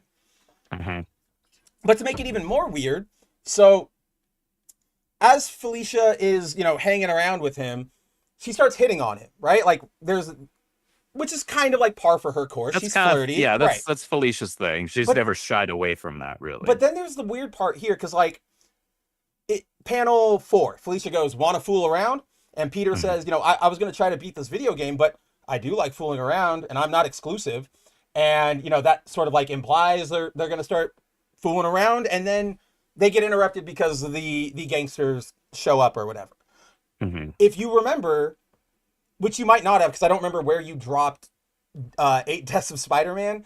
There's that point where like I dropped it, I think, before like the last issue. Okay, then you know this. Remember, there was that point where like his spirit is crushed, and then like he starts like hanging out with Felicia again, and like sleeping with her, or like hanging, and then like there is a part where Peter just straight up goes like, or like both of them have this sort of like confrontation where they're like, we're just going through the motions. Like this isn't. They have this conversation all the time, like every 20 years, but we're just going through the motions. This isn't real attraction. And Peter being in that state, he was just straight up like, I got to be real with you. Like, I don't feel that anymore. Like, we can be friends and we can be allies, but I don't feel that. And now he's just back at it. Like, it's so inconsistent. There's no attempt to even care about what the writer before you did outside of those big Wikipedia moments, I guess you could say, right? Like the ones that you would like, Spider-Man had a drag down fight with Tombstone. And then, okay, I remember that, but you're not going to remember the character development. You're not going to remember where you left him off. It's just, to me, it's emblematic of that problem that we see a lot out of Western comics, which is like a run is self-contained and that's it. And then once you restart, it's kind of all up in the air as to what, if that next writer is going to use any of your stuff. And that's not how comics are, guys. Comic books are not manga where you write your own little Batman and that's done. It goes into the canon of all of the stuff that has been and will keep going, right? Like Kamala Harris style, whatever that stupid quote is that she says. But yeah, it's so frustrating. But from there, we get more, he's still friends with Osborn. Then we get, which I'm more here for than most of what else is going on in this book right now. It's the only thing. It's kind of a really interesting dynamic. We know the shoe's going to drop at some point. Of course we do. But for now, it's kind of like, all right, well, this is what we're doing. Then, all right, there's some interesting interactions between them. And it's not like Norman's lost his edge either. No. Because he's just utilizing that edge now, seemingly, on the side of the Angels, right? For now. Like, and I do like he, to your point about like that edge and his twist or whatever. Pardon. I really like the line where, Pete says like, you really ran with this hobgoblin thing. And because what we see is Norman's like, all right, everybody, Oscorp, get our lawyers. We are going to take that son of a bitch down. Like we are not his shell companies. Like we are going to take down Kingsley. And so Pete's like, damn, like you've been really going at this. And Norman straight up says, I'm responsible for his existence. Kingsley never would have come into power without my tech, which is like, didn't it really, like, yes, I've complained, we've complained. It's kind of a lame twist, but at least they're not doing it as lame as they could. Like they're doing something with it. Because like, for example, when he was, I guess this wasn't him being flipped good by mystical means like here, but when he ran the Thunderbolts or the Avengers, when he ran the Avengers, everybody thought, he was even trying to like, I'm the top cop now. Like I'm still a bastard, but I'm going to use it on behalf of like the United States or whatever. Yeah. Even there was no, like the thing was always, we know like you're crack. Like we know the goblin is right there. Like we would always end with like, leave my quarters. And he would be like, ah, ha, ha, ha. And it's like, oh, fuck. Like he's still there. And that, so we always knew, like, what am I trying to say here? It's what you said, that this is, we've been here, but at least they're slightly doing something with it by still keeping him good and also sort of making him like proactive good, which is different. And I'm glad it seems like they dropped that stupid gold goblin bullshit, because I thought that was the dumbest thing ever. Yeah, that was a choice. It was a choice that did not work. Let's see. So yes, from there we Felicia and Peter leap into action. They're like, all right, time to take down the drug dealers or the gangsters, whatever. And then we end our book with the reveal of our new villain, if you will. This is when I wanted to throw the book. It's literally, guys, so this guy got teased at the end of one of the 8 deaths issues, right? So it was either like the second to last one, which was the last one that I read. In fact, that's probably, ironically enough, I think the issue where I dropped that, because I was just like, I am so uninterested in this. I'm good. And then they had to go and announce, hey, Pepe Larraz is doing interiors. I'm like, shoot. Like, oh crap, I'm all there. Right, shit. Yeah. Like, even though I wasn't hyped about the premise, I'm like, Pepe Larraz is on interiors. Damn it. Okay. I gotta be there for it. Yep. and he has not let me down. The story has, but that's not surprising. No, Pepe's art has been fantastic. I already miss it just from this one issue. Oh yeah. But yeah, guys, this is the big thing of this issue, is the final, like the full reveal introduction of this villain, Hellgate. We don't know anything about him. Here's how we've seen him on 2 pages so far. One is the one Andrew was talking about in 8 Deaths, where it was sort of a future vision that shows him standing over the bodies of Gwen, Miles, and Spider-Boy, which, like, we'd all be up for, but we know that, like, that's not going to happen. Then they did the introduction of him in issue 1 of this amazing run, which was basically just a bunch of archaeologists digging in a site, and they open a door, and this dude steps out of it. And then in this issue, as you guys saw, there is no transition.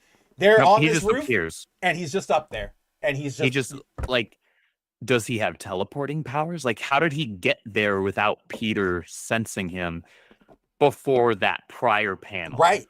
Or Felicia even. Like, he can't be quiet. Or him making some noise. Yeah. Right? Like, he's got metal armor on, bro. He's radiating energy from his eyes and his body. Like, I feel like there's going to be a crackle or something. Like, just something that makes Peter go, huh? And turn around. We got Dollar General Ares here. It's so, it's Dollar General Ares, but it's also, it is another fucking retread of something we've already done before. And this is what I was saying about, like, John having influence, because it's another story that Romita worked on. So if you guys remember, way long back during the Dan Slott era of Amazing, like the post Brand New Day, all of that stuff, there was a small 2 or 3 issue arc, I forget right now, written by Zeb Wells, in which he introduced the Mesoamerican, like, trickster god. Oh my God, what is his name? It's damn, it'll come to me. But yeah, Waytap. Yeah, Waytap. They introduce him. He is the ancient Mesoamerican god, comes out, kind of turns the world into like he's trying to turn it into a hellscape. Spider-Man stands in his way, even though that the Waytep is this mystical magic powered thing. Spidey still, puts up his knuckles and he eventually finds a way to beat him. That Waytep is eventually what leads to Paul. Actually, like Zeb Wells picked it back up when we got all these years later. That led to Paul. Whatever, screw that guy. Al Ewing, I trust you.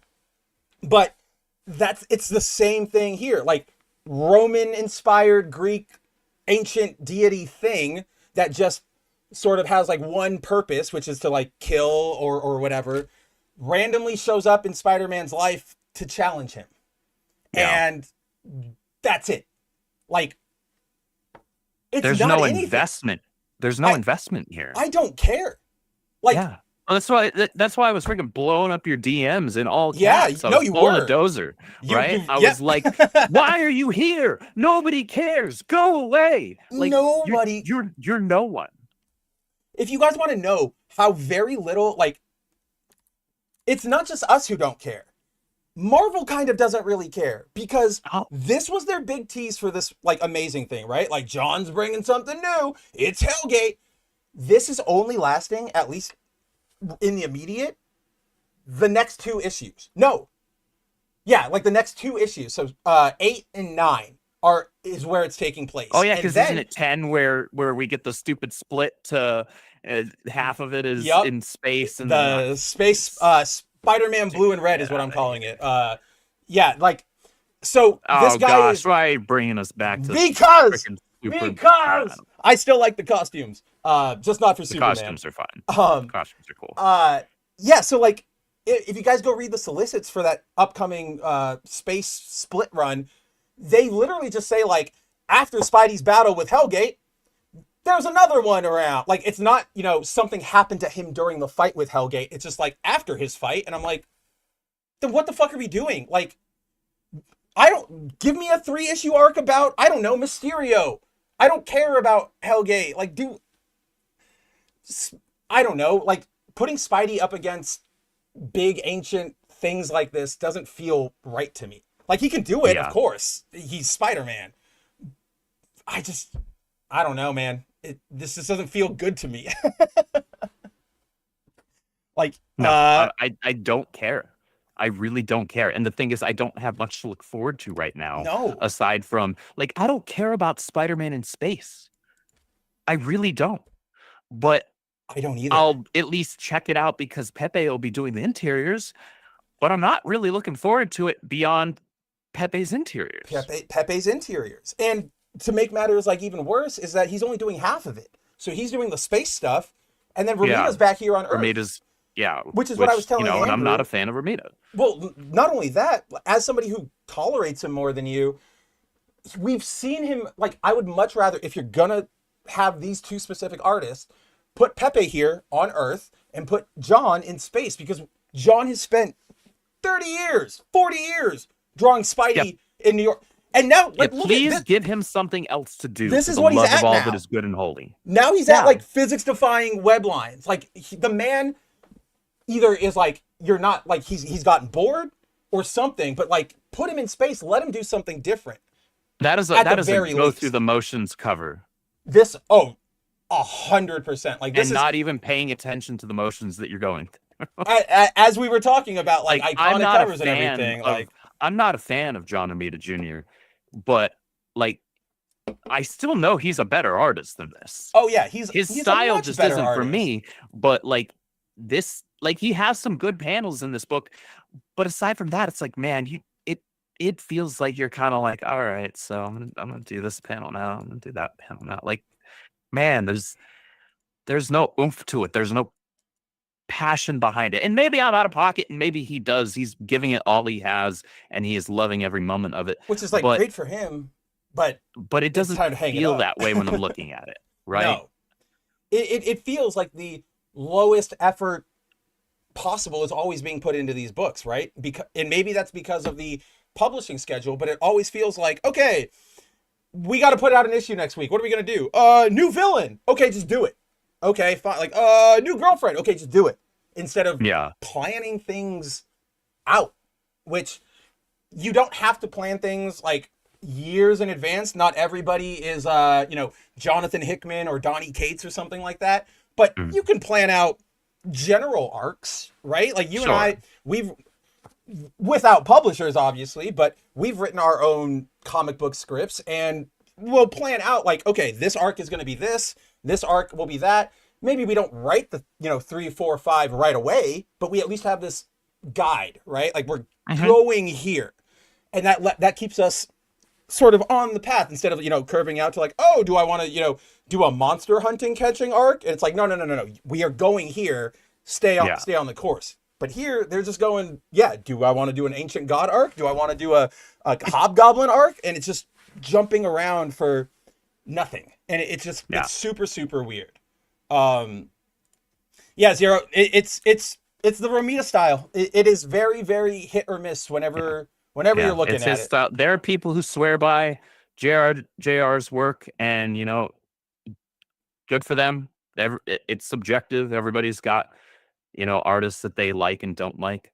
There are plenty of artists that I know people really, really enjoy, and I don't care for at all, and that's fine. But I'm still gonna say that I'm not a fan when I'm looking at it in a book that I want to like. I mean, there have been times on this show you and I have gone, we don't like this artist, but the work they have done here, we're cool with it. Specifically, the one we'll probably keep bringing up for a couple months until it happens again is Absolute Superman with Gianni Spaghetti or whatever his name is, who did the art, right? Like, we hate him, but we both walked away from that issue going like, that wasn't bad. He did all right there. Yeah, like he did all right there. Credit where credit is due. Exactly. But yeah, this is what we have to look forward to, guys. It's Hellgate. I mean, we'll let you know. We will check it out, I guess, but know that we are not enthused, jazzed about it. Yeah, it's not something I'm really waiting with bated breath. And this will be a harder one, I think, guys, for us to even put in the conversation of truly dropping, because it's Spidey. Like, just like with a Flash, we stuck on Flash for way longer than we really should have. Yeah, but next week they're coming out with, I think, the trade paperback for that first 6-issue arc. And because I can't leave a hole in my trade paperbacks, I will be grabbing it. And at some point in 2 years, I'll actually finish out reading that arc. You will finish reading out that arc when they like make an event that references one event in it. Like it'll have to do with like the dog, right? Like the Speed Force dog. Like that'll be the MacGuffin in 20 years when John Romita Jr. is working on that book, and then you'll be like, all right, look, time to open up my flashes, put on my comical old man glasses. Yeah.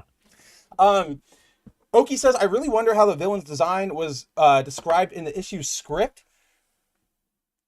That's the thing, is like, I mean, his design, this isn't the first time we've seen him, so he wasn't described in this book. But in general, yeah. But as far as being described in the script in the issue that he was first introduced, I mean, I'm sure it was a fairly, considering it's a fairly generic design. Yeah. You know,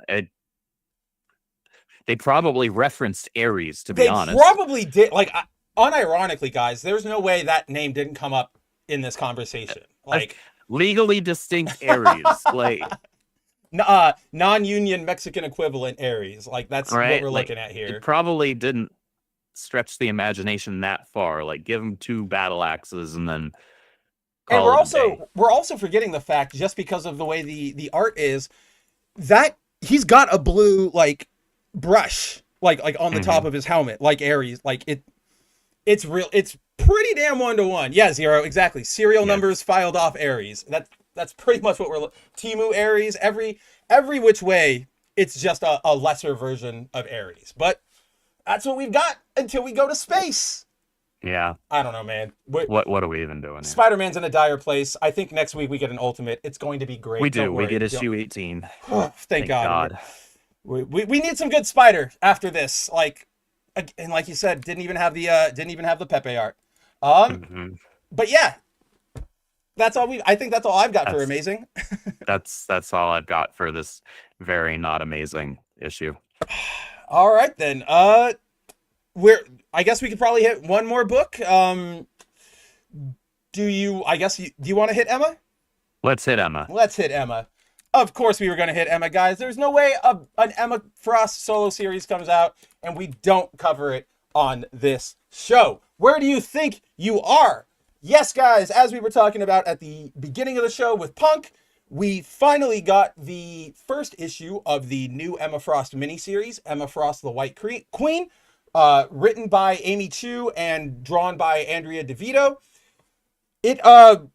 So basic premise, this unfortunately is a miniseries that doesn't take place in the present day. It's one of those, we're going back in time, we're going back to Emma's Hellfire days, and we're gonna, delve into an adventure there, which I think we've talked about it on the show before, but it's like, cool. It's fine, but it's also like, it can be fun, but it's not like it's kind of like the easy out, right? Where you're like, I already have this pocket now that I already know what's coming after it, and I know what happened before it. I'll just operate in this little window, and I don't have to worry about all the other things that are going on right now. And I guess, fair enough, there's not much that's good going on right now in the X line, outside of Uncanny. So, like, there's only so much you're gonna do. Certainly nothing good going on in Exceptional. No. But I did want something that was like, give me the 5-issue mini that tells me what Emma was up to before she linked up with Kitty again. Right. Like the 3 or 4 months or whatever that everybody was off of Krakoa and back in the United States, just like hanging out. Like give me that, right? Give yeah. me Emma with her. She's got the long hair now, The and new the suit? which Yeah. looks really great, and we've That we seen don't it ever like get. twice, outside of covers. But What are you talking about? We got that this, amazing shot in the Infinity comic. Like the only time we've gotten a full body shot of her wearing that suit. I'm gonna hit you.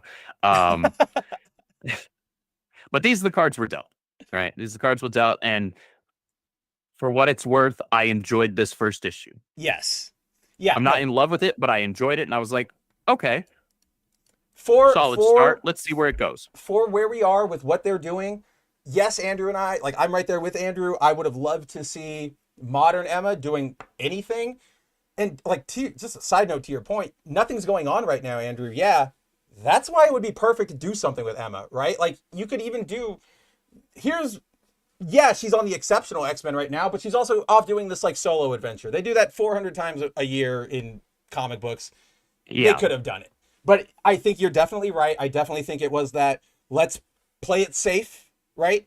Surprisingly, guys, this is only the second time Emma's ever had a miniseries. The first time was way back in the 2000s, and that was like really diving into like her sort of origin, like, that was her origin too. Yeah, when she was a teenager and stuff. Yeah. Yup.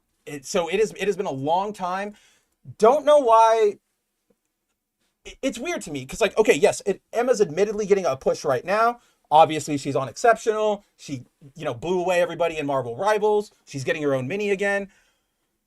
It feels weird to me, though, because I always feel like Emma should have already been here, right? Like, we should have already had Emma at this point. She's been around forever. She's been a teacher for longer than she was a villain at this point. And it's just like, we're just now sort of getting her to B+ tier, which, again, I'm cool with it.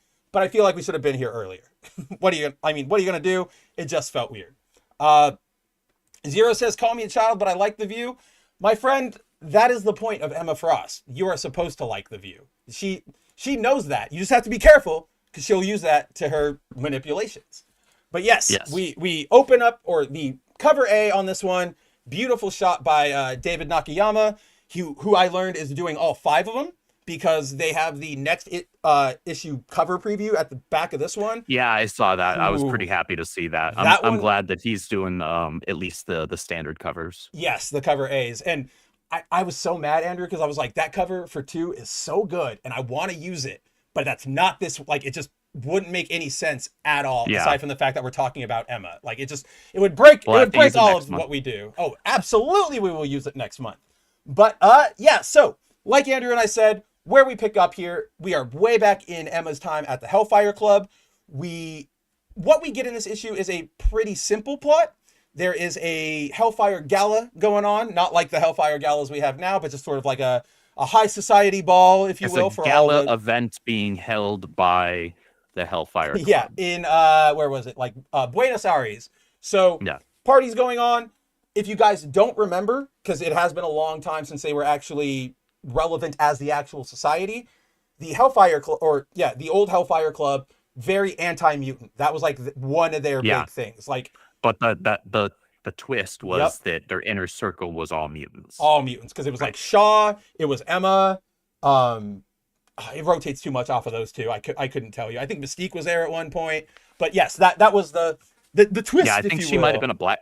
Was she Black Queen at one point? I think she was a Black Queen at some point, because that sounds right. Or maybe it was Madeline Pryor. No, I'm just confusing Maddie Pryor's costume with Emma's. Yeah. You're confusing that with when Jean was the Black Queen. They're the same person, okay? That's why Cyclops was so okay just throwing Maddie away. I went and I reread that issue, guys, after last week's episode, and it still fucking sucks. Like, Scott's still a bad person. Yeah. But yes, so as they're throwing this event, a mutant teleporter sort of kid warps in, protesting, down with, fascism, down with, anti-mutanism. They it's kind of cool. The guards can't stop him because he's teleporting around. So Emma just quick bonk and like knocks him out. They arrest him.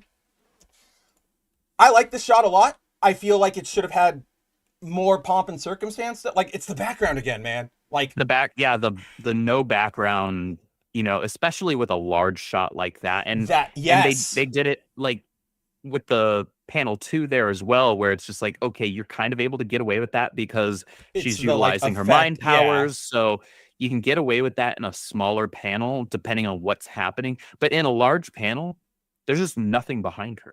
They're not even. It Yep. doesn't even come across as though like if she was just like saying something as a caption, like in her mind, and they had done the background such that we're supposed to believe that we're just hearing her inner thoughts or something like that, you get away with that maybe, but that's still a really large panel. That's almost a half splash. It's Almost a half splash, and you're not giving any background. You're not giving any background, and you touched upon it at the very start. It's like it's too pulled out. There's like, if you'd have zoomed it in more, and maybe it was like bust up Emma, you could have done something there, right? Like you're focusing on her like face getting like, well, let's greet our guest.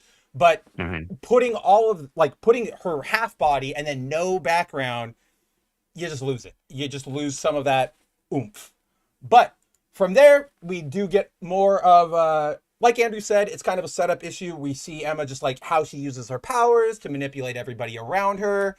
It's fun stuff. Not anything we haven't seen before, but at least Emma is certainly in character in this issue. Very, very in Emma character. is written very well in this. And not in a sense of like, oh, this is villain Emma written well. Like this still feels like the natural Emma who was a villain and is now an X-Man. Like it's they didn't writing. just all of a sudden crank up evil on her. Right, like she's not all of a sudden like, oh, let's rip open that kid's guts for science experiments or something. Like, she's not like she was never Mr. Sinister. Guys. Yes, exactly. and thank God that they did not go that route, because I could see it happening. But anyway, as we go forward, already? Shut up.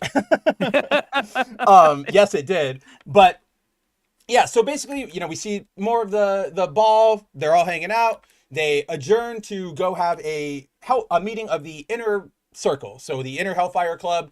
Sebastian Shaw is not there because he's just out. So they're all meeting. They need to induct a new Black Rook. And then I really liked this because they are all hanging out. And then out of nowhere, Emma, like, her face, like, moves. And her assistant's like, and they're doing it telepathically. What's wrong? And she goes, do you smell that? Brimstone. It can only be ba-boom! Like, I actually will admit, I didn't expect the X-Men to actually show up in this book. I didn't either. But when it said Brimstone, I was like, Azazel? Oh! Azazel. Right? Those are the two characters. Azazel, those are the two that popped into my head. And I flipped the page, and I was expecting it to be Azazel. But I'm like, oh, it's my boy. Because Kurt is my favorite X-Men overall. Yep. And when I turned that page, I went, oh, hell yeah, Andrew loves this. Like, fuck yeah, like, let's go. And it's a great shot of him. It's an amazing shot, dude. Great shot. All of this, like, page here is pretty good. Like, okay, maybe that window, or that's a TV screen behind him, so you can't really do a lot about the fact that there's nothing there. But, like, see, guys, even just a basic ceiling made this pop way more than that other panel. And then, as Andrew was saying, that panel 2, that inset, it uses that just like color background, but it works because it's so small and it's so just that brief moment. It's zoomed in. I really liked, though. So what we learn is that Kurt isn't actually there. Kurt and the X-Men are not there to like specifically attack Emma. They are there to rescue that mutant who just came in, which is, I really like. So you notice this, just going to highlight it for everybody. When Kurt pops in, he straight up is like, oh, I'm in the wrong room. Like, please, I'm sorry. But he's not being like Spider-Man. Like, he's not like, making jokes. Like, I did this on purpose. He's sincerely like, oh, wrong room. Like, didn't mean to be here. And I don't know. I like the idea of not everything being, destiny or like perfectly orchestrated, Kurt's just teleporting around. I like the idea that randomly he popped into the highest level of like anti-mutanism in the entire world. Yeah. And he's just like, whoops, I gotta go. So yes, we get the X-Men, the uncanny, or the new giant size, I guess is what they were. They show up. They're here to save the mutant. It's a good shot too. Like Oh. I especially love the shot of Aurora there. Oh, this entire page. And I'll always appreciate a good shot of Aurora, because especially in that costume. Like I that's probably my favorite of that's hers. one of her better outside ones of for outside sure. of like the cartoon one, the white one. Oh, I really yeah. like that one a lot. But yeah, absolutely great shot here. I'm gonna say this: the book kind of like picks up in the art. Whoops, we are too zoomed in. Once they show up, I kind of feel like all of this is nice, a little maybe over detailed. I mean, it's clean. It looks good. Yeah. But then you can. It's almost like the artist was thinking, okay, now I get to draw the X-Men. Now I get to go. The rest of this book looks like the artist was trying to pitch themselves for an eventual like main X book. I want to show the editors that I can freaking draw the X-Men. That's what it looks like. That's how it comes across, because the dude like freaking knocks it out of the park. He absolutely knocks it out of the park, because like you highlighted the Kurt teleporting in. There's a shot of Colossus saving Storm, and then we get this like we get a fastball special. That also evokes like credit to the writer and the artist for doing the fastball special. Yeah. Firstly, but like that panel, that partial splash there makes me think old like 80s X-Men comics. 100%. Yep. Where you're pairing the more full body actual action shot, but you're putting the blown up close up faces right behind them. Yep. I loved it. And then honest to God, like this page, when he actually throws them, this is just some of the cleanest fucking art. I love this page. That throw pose for Colossus, man. That was on the page turn too, wasn't that? Yes, it was. It was exactly the rule that we've been talking about. Get it ready on one page, then you turn it, and whoom, there he's flying. It is, and I think it is. When I was flipping through it, I think it's like that. So it's this page, and then that's on the right. So then you flip it. The left is an ad, so you don't even look over there. You just get what the only thing you look at in that page section is that fastball throw, and it's like, that's what we're talking about. That's the kind of shit we want to see. But then so like the art just got so much better. It's so weird like looking at it, like even her assistant here, right? Because like we get shots of her assistant like right here. I know I'm a little zoomed in. Whoa, that's okay. I did everything. I know, right? Hey, not even mad about it. You guys should see the thumbnails we didn't use. But like, like here's her, and it's like, it's not bad. It's just very fine. It's very simplistic. Like, it's very, like, all right, this is a background character on this panel, so we're just gonna, but then make sure that we can at least see a defined face, but we're not tripping about the. And like right here, we get sort of the same thing, defined face, but nothing exciting. But then this shot right here of her fighting Wolverine, even her face, like it just gets more unique, individual, expressive. Yeah. It's a huge shift. So I don't know what's going on, but I like it. Like I'm very much a fan of it. So as Wolvie's fighting around, Emma busts out some adamantium nails, which I'm not against. That seems very Emma-esque. And adamantium is like the most common thing in the Marvel universe nowadays. So everybody's got it. Everybody has it. But and then we get classic Kurt here as well. So Kurt like rescues the kid, says, come with me. Kid says, I'm not going to run. Like, I'm here to fight. And Kurt's like, but you see, if we run now, then we can fight another day. And then he teleports up to the main room, says, like he pops up in front of like a caterer and says, a snack, grabs a couple of those and teleports out. But that's very much the like swashbuckler Kurt, right? Like it's very swashbuckler Kurt, but it's also Kurt who isn't a pacifist, but he would rather avoid fighting if he can. Oh yeah. Like he's not a bloodthirsty pre-sword Kurt. guy. He's pre-sword Kurt right now. Like this is a Kurt who he will fight if he absolutely has to, but if he doesn't absolutely have to, no dice. Yeah. But so then, of course, he would be the one, not just because of his powers, but he would be the one to focus on the rescue. Go get the kid. Right. Yeah. And then like all that, when he's saying like, oh no, trust me, like live to fight another day. And then, thanks for the snack. Again, guys, it's so easy for Marvel to copy Spider-Man when they want to try things like this. That's not what's like Kurt's not quipping. right? Like No. that's the important part. He's not No, this is quipping. Kurt, who is actually very literal. Right. And so like he might be like having a smile when he goes for that muffin, but he also is like, you know, he's not doing it just for a joke. He's going to eat that muffin, right? Like Yeah. that's what's going to happen. So He's not doing it to mess with the waiter. right, He's doing there it we because go. he's hungry. Yes, that's the best way to put it. Yes. Oh my God, perfect. But then Peter would do it to mess with the waiter. Peter would absolutely do it to mess with the waiter, and then like he would like keep webbing the muffins up off the ground and like swinging them at them until they were all gone. But Yeah. off of Kurt, as the X-Men are ready to make their escape, Storm does what Storm does. That and panel 3 shot of Storm is of so her like good. summoning. Oh, dude. I don't know if it was the because not all writers write in full script. Mhm. Sometimes they'll give very, very bare bones definite descriptions where like, hey, Storm raises her arms above her. She's about to call down some lightning, and that'll be the description. Others who are writing more full script will even describe, okay, so this is from a bottom up shot. Right. Aurora is raising her arms over her head to start to call down some lightning, and they'll go further on with the description in there. So I'm not sure if this was a choice by the writer or the artist, but either way, it's turned a out great. beautiful choice. And like I wanted to highlight, we see it throughout the issue. It's weird, but like their coloring style, when they can do, if they're not just doing flats, they have this really cool like marker pencil coloring style that we can see here on Storm's like costume. And it's so good. Like this kind of stuff to me goes so far in giving something a personality. And Yeah.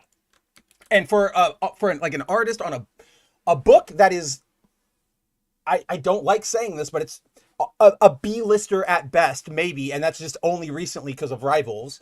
Yeah. On an artist who hasn't really done anything to like of note yet.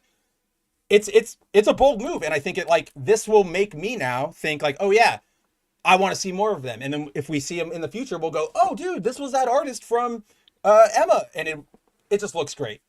Well, yeah, they're clearly not trying to just play it safe, right? Yes. And not rock the boat. It's like they want to stand out with their art. And this is comics. And these You're supposed to. These are action and adventure comics. Unless you're so Greg yeah, Land. you should. Yeah, oh, dude, don't remind me, man. Don't remind me. I Look, almost did. I know. We both got out of it it. okay. We both got out of it okay. For those of you who don't know, there is a variant cover for this book that is, it's just Emma. It's like a negative space one, so it's a white cover, and then it's like Emma's bustier, and then like, you know, her chest, and then like her head or whatever. Really cool, really hot. It's Greg Land, and it's just like a fucking court. And both of us went like, oh yeah, oh no, can't do that, can't do it. Just I can't do it. And the thing is, if it was just cover price, like the $5, I would have grabbed it. He would just to say I have more of the Emma number one books, yeah. covers. Like that would be the literal only reason, right? And because Emma, but it's a incentive variant, and so it has way more. Shops will reasonably upcharge because they had to order a bunch more of the other covers in order to qualify to get that one. Which why you would have Greg Land on an incentive variant is beyond me, but. Incentive variants are for people like us, like comic fans. Comic fans are not fans of Greg Land. Comic fans don't like Greg Land. Yeah. So like I heard you. I know what you were going to say. I will fight you in the streets. We love Grant Morrison. So like my shop was charging $30 for it. And when I was walking up to the rack, I saw Emma's and I was like, "Oh, that's another Emma cover. I haven't seen that one." And so I just walked up, I grabbed it off the shelf. I didn't think twice about it.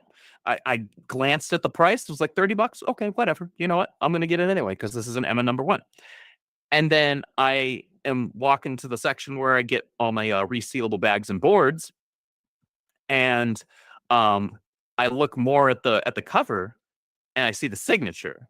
And I was like, oh, hell no. I'm not spending $30 on no Greg Land variant. Whatever he did on that cover, it does slightly look less photocopied. It looks like, it looks less normal. Greg Landy. Yeah. That's why both of us got tricked. Because exact same experience as you, except I didn't get as far because I went, oh, that's great.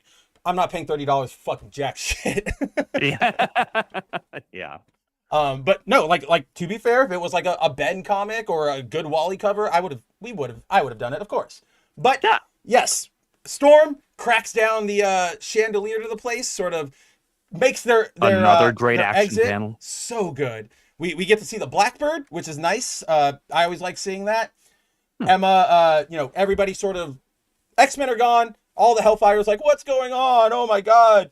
And Emma, does what Emma does. She knows, like, yes, this all went down, but she immediately goes like, I want to see the security footage. And she goes in, she reviews everything.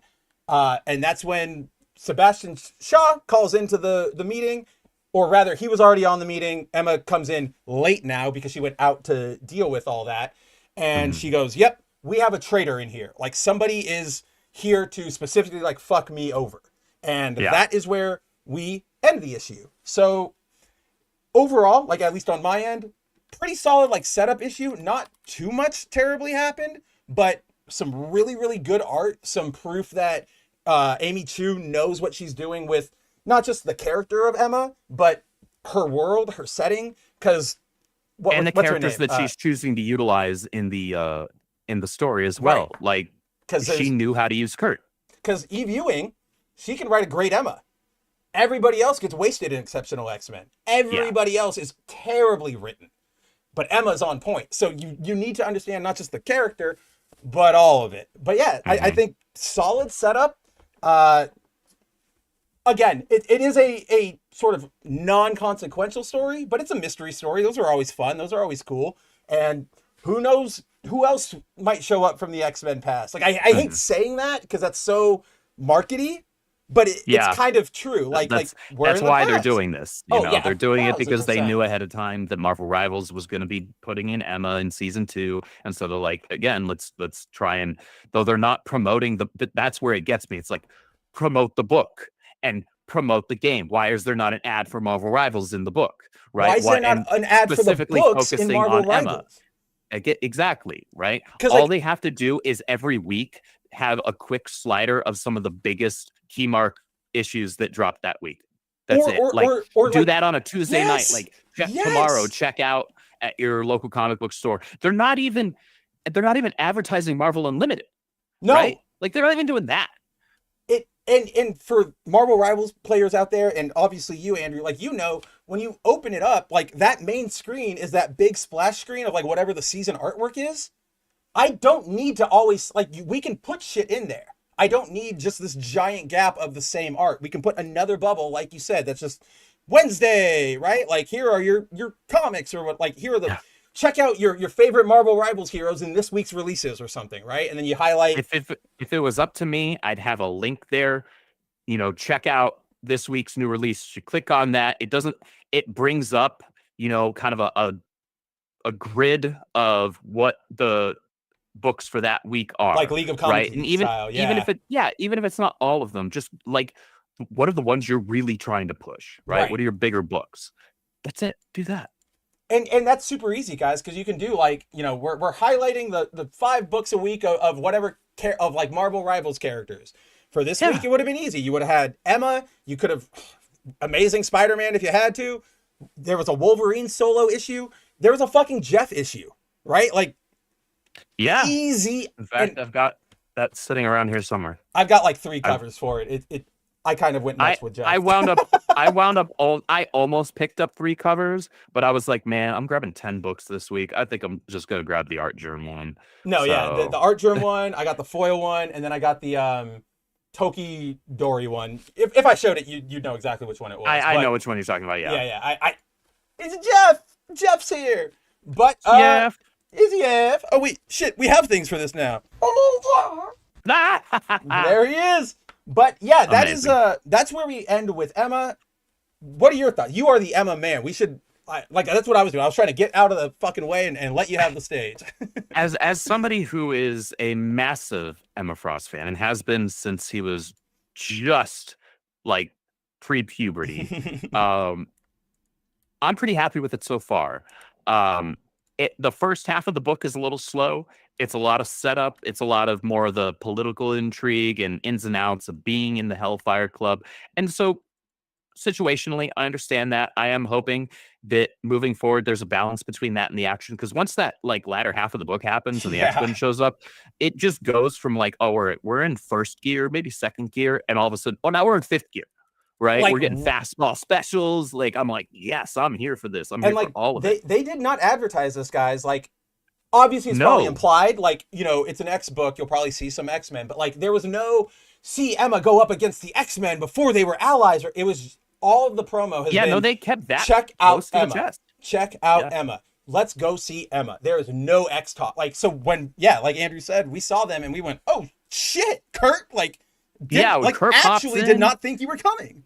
Yeah, Kurt. That's why my brain first went to Azazel. I was like, okay, so 100% sense. Maybe we're gonna have a story where we see Azazel inducted into the Hellfire Club. Okay, or just cool. around. Like, I mean, I would have been here for that. Yeah. And instead, all of a sudden, we turn the page and it's Kurt. I'm like, yeah, like I was jazzed. I was stoked. And then it's Kurt. And so it's that shock of like, oh, it's Kurt. But then he straight up says that line that I like of like, oh, I'm not supposed to, like, wrong room. So you immediately go like, it's Kurt. So why is he? What the fuck? Like, what is happening? Here? Yeah, like, what is happening? And so now we are like in it with the characters in the story. Like we are with it with Emma and her assistant and all the other Hellfire people, because we're just in that shock of like, what is going on? But for us, it's in a good way, because we're not getting, you know, lightning bolted to freaking death by storm. Yeah. And I'll say this as well. This is another compliment to the writer, to Amy Chu. She wrote the characters in a very, not just true to character, but true to character for the era in X-Men history that she's calling back to and writing within here, because it's still not reading like I'm reading a freaking Silver Age comic book in 2025, because that's annoying to me. I don't want to do that. However, the language and the voice of the characters is balanced enough to where they're talking like how the characters spoke back in, this would have been like the 80s, like the right? 80s, yeah. And so it's a really impressive thing to be able to balance character voice such that it feels appropriate for that time in X-Men history, but not dated, if that makes sense. Oh no, right?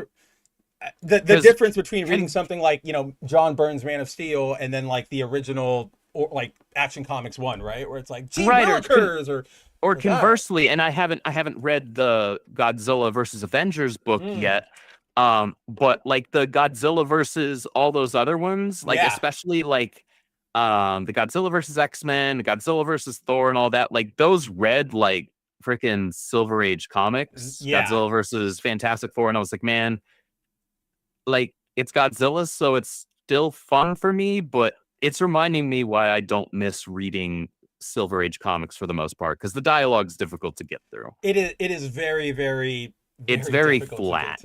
It doesn't do it for me. It's a lot of, you know, to take from what we've been talking about a lot recently, it is a lot of telling you everything. Yeah. Instead of like character, dialogue, it's a lot of telling. And right? And when you do that, everybody kind of sounds the same.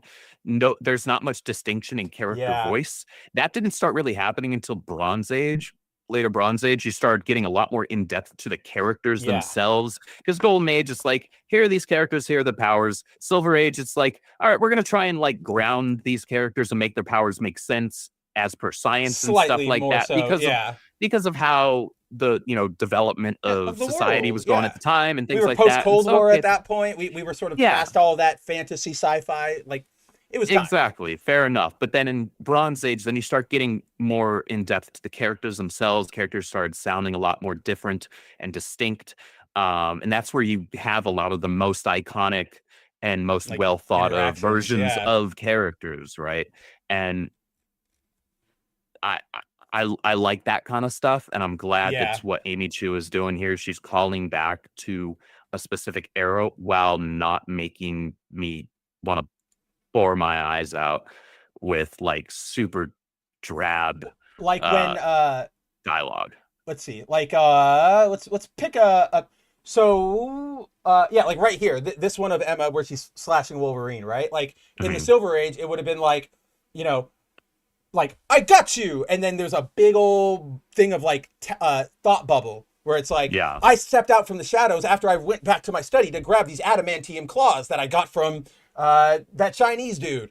Now, Yeah. like I had these made specifically because I knew Wolverine would be coming. Now I can use them against him in this fight, and it's like we know, like we kind of got it, like Yeah, you were showing us. You don't need to tell us. Yeah. which is like that's very much of the time, guys. Like Yeah. comics were early, sequential art's a little bit of a different thing, so you had to sort of sell people more on what they were looking at, and we get it.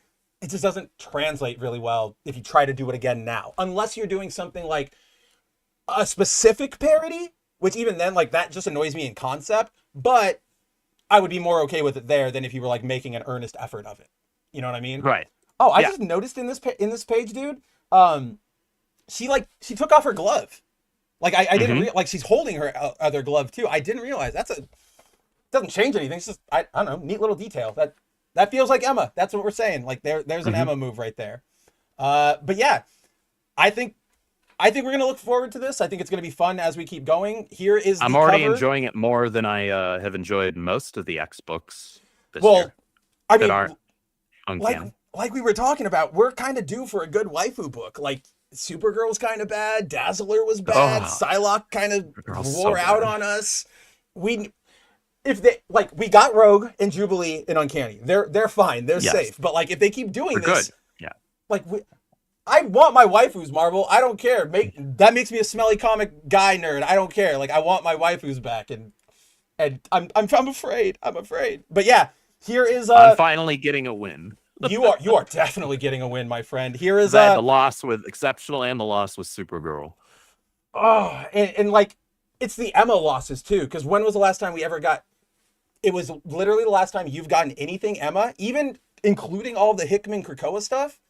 It's that Xavier issue, the like Xavier's dream issue or whatever, right? Remember where she's like on the beach, the one that I showed you, the random one shot that Gail wrote, and it was like super good. That's all we've gotten from Emma. Truly, last issue of Exceptional, guys. That's pain. It was a fight between Emma and Sinister, and it wasn't interesting. It was boring. It was dumb. And then it ends with them just going like, "Oh, Mr. Sinister exploded. Well, he got away this time. We'll get him next time." And then done. So you definitely deserve a win.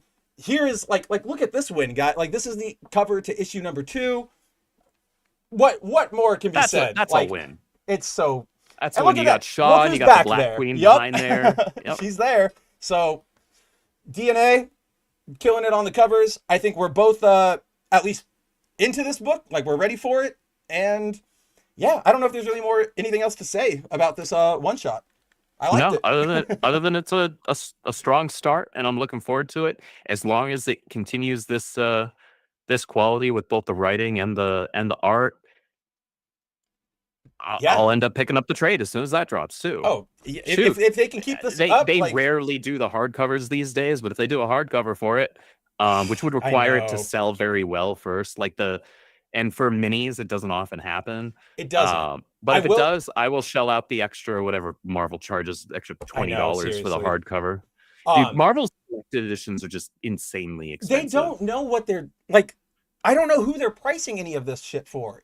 I have no idea, because for basically the same page count that DC would charge like 20, maybe $25 for, they're charging like 40 or 50. And it's like, dude. Well, it's like, it's all of their decisions like that. The thing I always complain about, DC does their compact comics. They're manga size. They're $10. That's perfect. Marvel goes, $10 for this. Let's do this. We'll jump in on that. They make theirs in like a slightly bigger format. So it's not manga sized and it's not trade size. It's like coffee table, like newspaper comic strip size. And it's like, what the fuck are you? And then those cost like $13 or $14.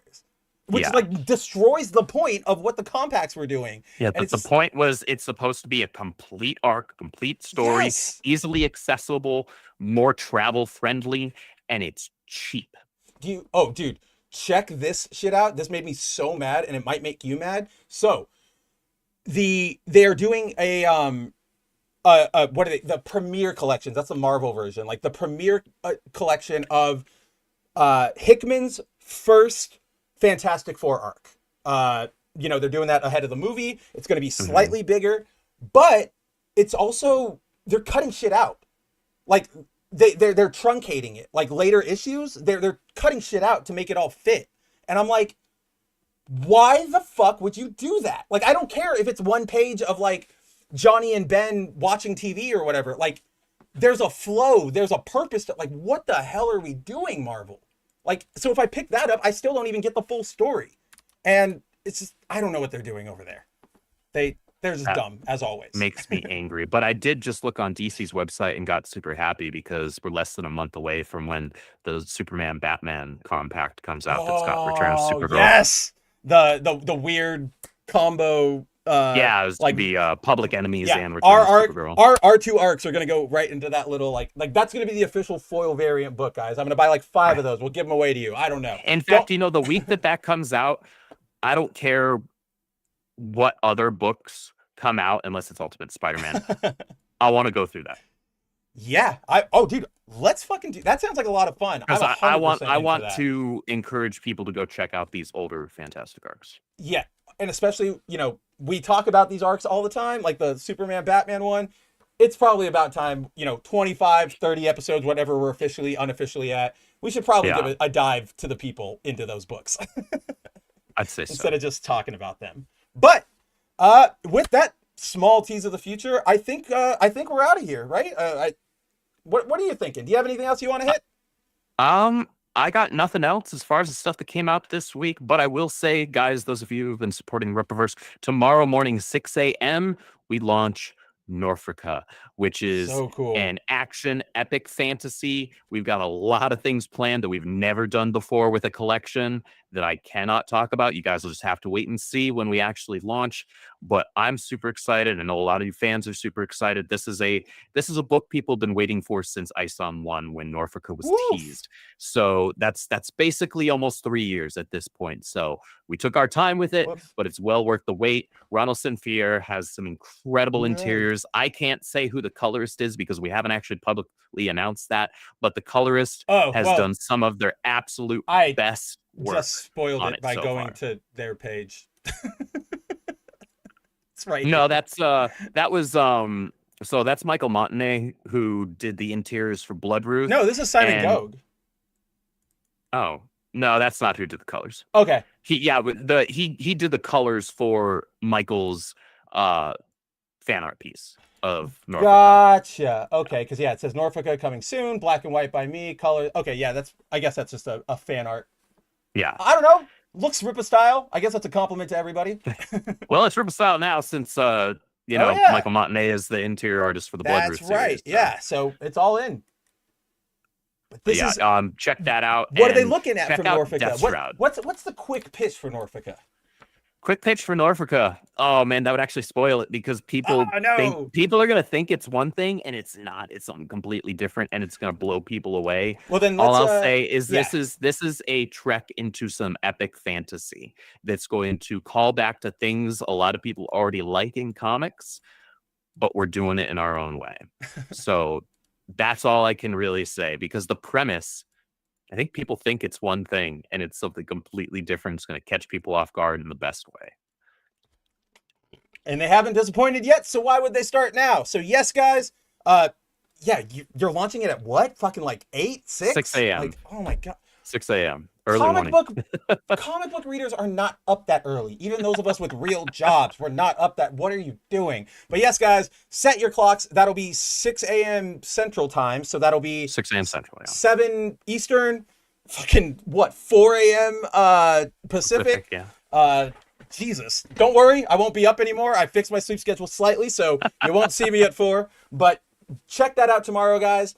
As always, you can check out me and Andrew on our respective social medias. Our Twitters are down below. Well, I have to go update Andrew's, but you'll find our Twitters down below. You can find all the other pre-order stuff for the Rippaverse that they've got up. They're Yaira, Saints and Sinners, the Rippazine #4, still up, all still kicking over there. I think they're doing pretty damn well, right? Like every time we've checked in They on are. them, they've been like blowing Yeah. the hell up. So They're doing very well. Saints and Sinners, what was it last week? Crossed 300K.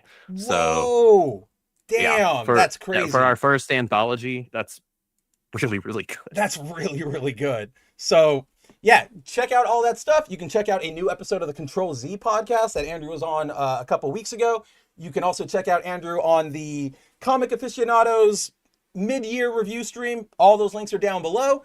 For me, you can catch me at boundingintocomics.com every day for new news. Hang out with me tomorrow on Good Mab Ugly. Andrew, what do you got going on aside from Rippaverse aside? What have you got to promote? Gosh, what do I have to promote? Community nights on Sunday evenings have, as of late, been Mario Kart World.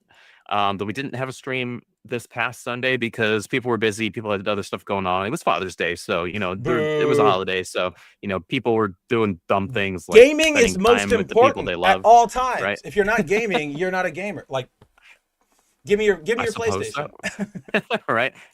Give me your gamer card. Yeah, I don't have much aside from that. Mondays, though, we haven't had an episode of the Rippaverse Roundtable in like a month. Oh, wow. Because of all the things we've been juggling on the editorial side, and a lot of things to get ready and prepare for. But we'll get back to having those on Monday evenings soon, and Tuesday nights, obviously, you can check me on the High Council. All right, yeah. And with that, guys, thank you to every one of you who came and hung out with us for any little bit, whether you're chatting, whether you're watching us in the VOD, or whether you're just hanging out and not chatting. I don't really have a fun, cutesy way to say that. But yeah, from Timon to Oki to Zero to Punk to Clone Geek to, I don't think Mike showed up this week, but we had Tehillim, we had Timon, I think I already said, but yes. Oh, Reeve was here for a little bit. Emily was here. Thank you guys all for coming and hanging out with us. It's our pleasure, our honor to be able to hang out with you. It's good to know people still care about intellectual honesty out there. And as long as you guys do, we'll be here to provide it. Check out Rippaverse stuff. And I think that's all I've got. Until next week, guys, or tomorrow, or whenever I see you, whenever Andrew sees you, take it easy out there. God bless and Godspeed. Never before have we had greater face a complex, rapidly changing world. Think of it a moment. It is a world in which supersonic speeds are commonplace. It is a world that has seen the coming of the atomic bomb. It has seen the rise of the total state, the dictator, and the mass man. It is a world of new sensations, new excitements, new distractions. So much to be learned by so many in so little time. And I suppose you're here with no agenda, as per usual? On the contrary, I'm here for comics.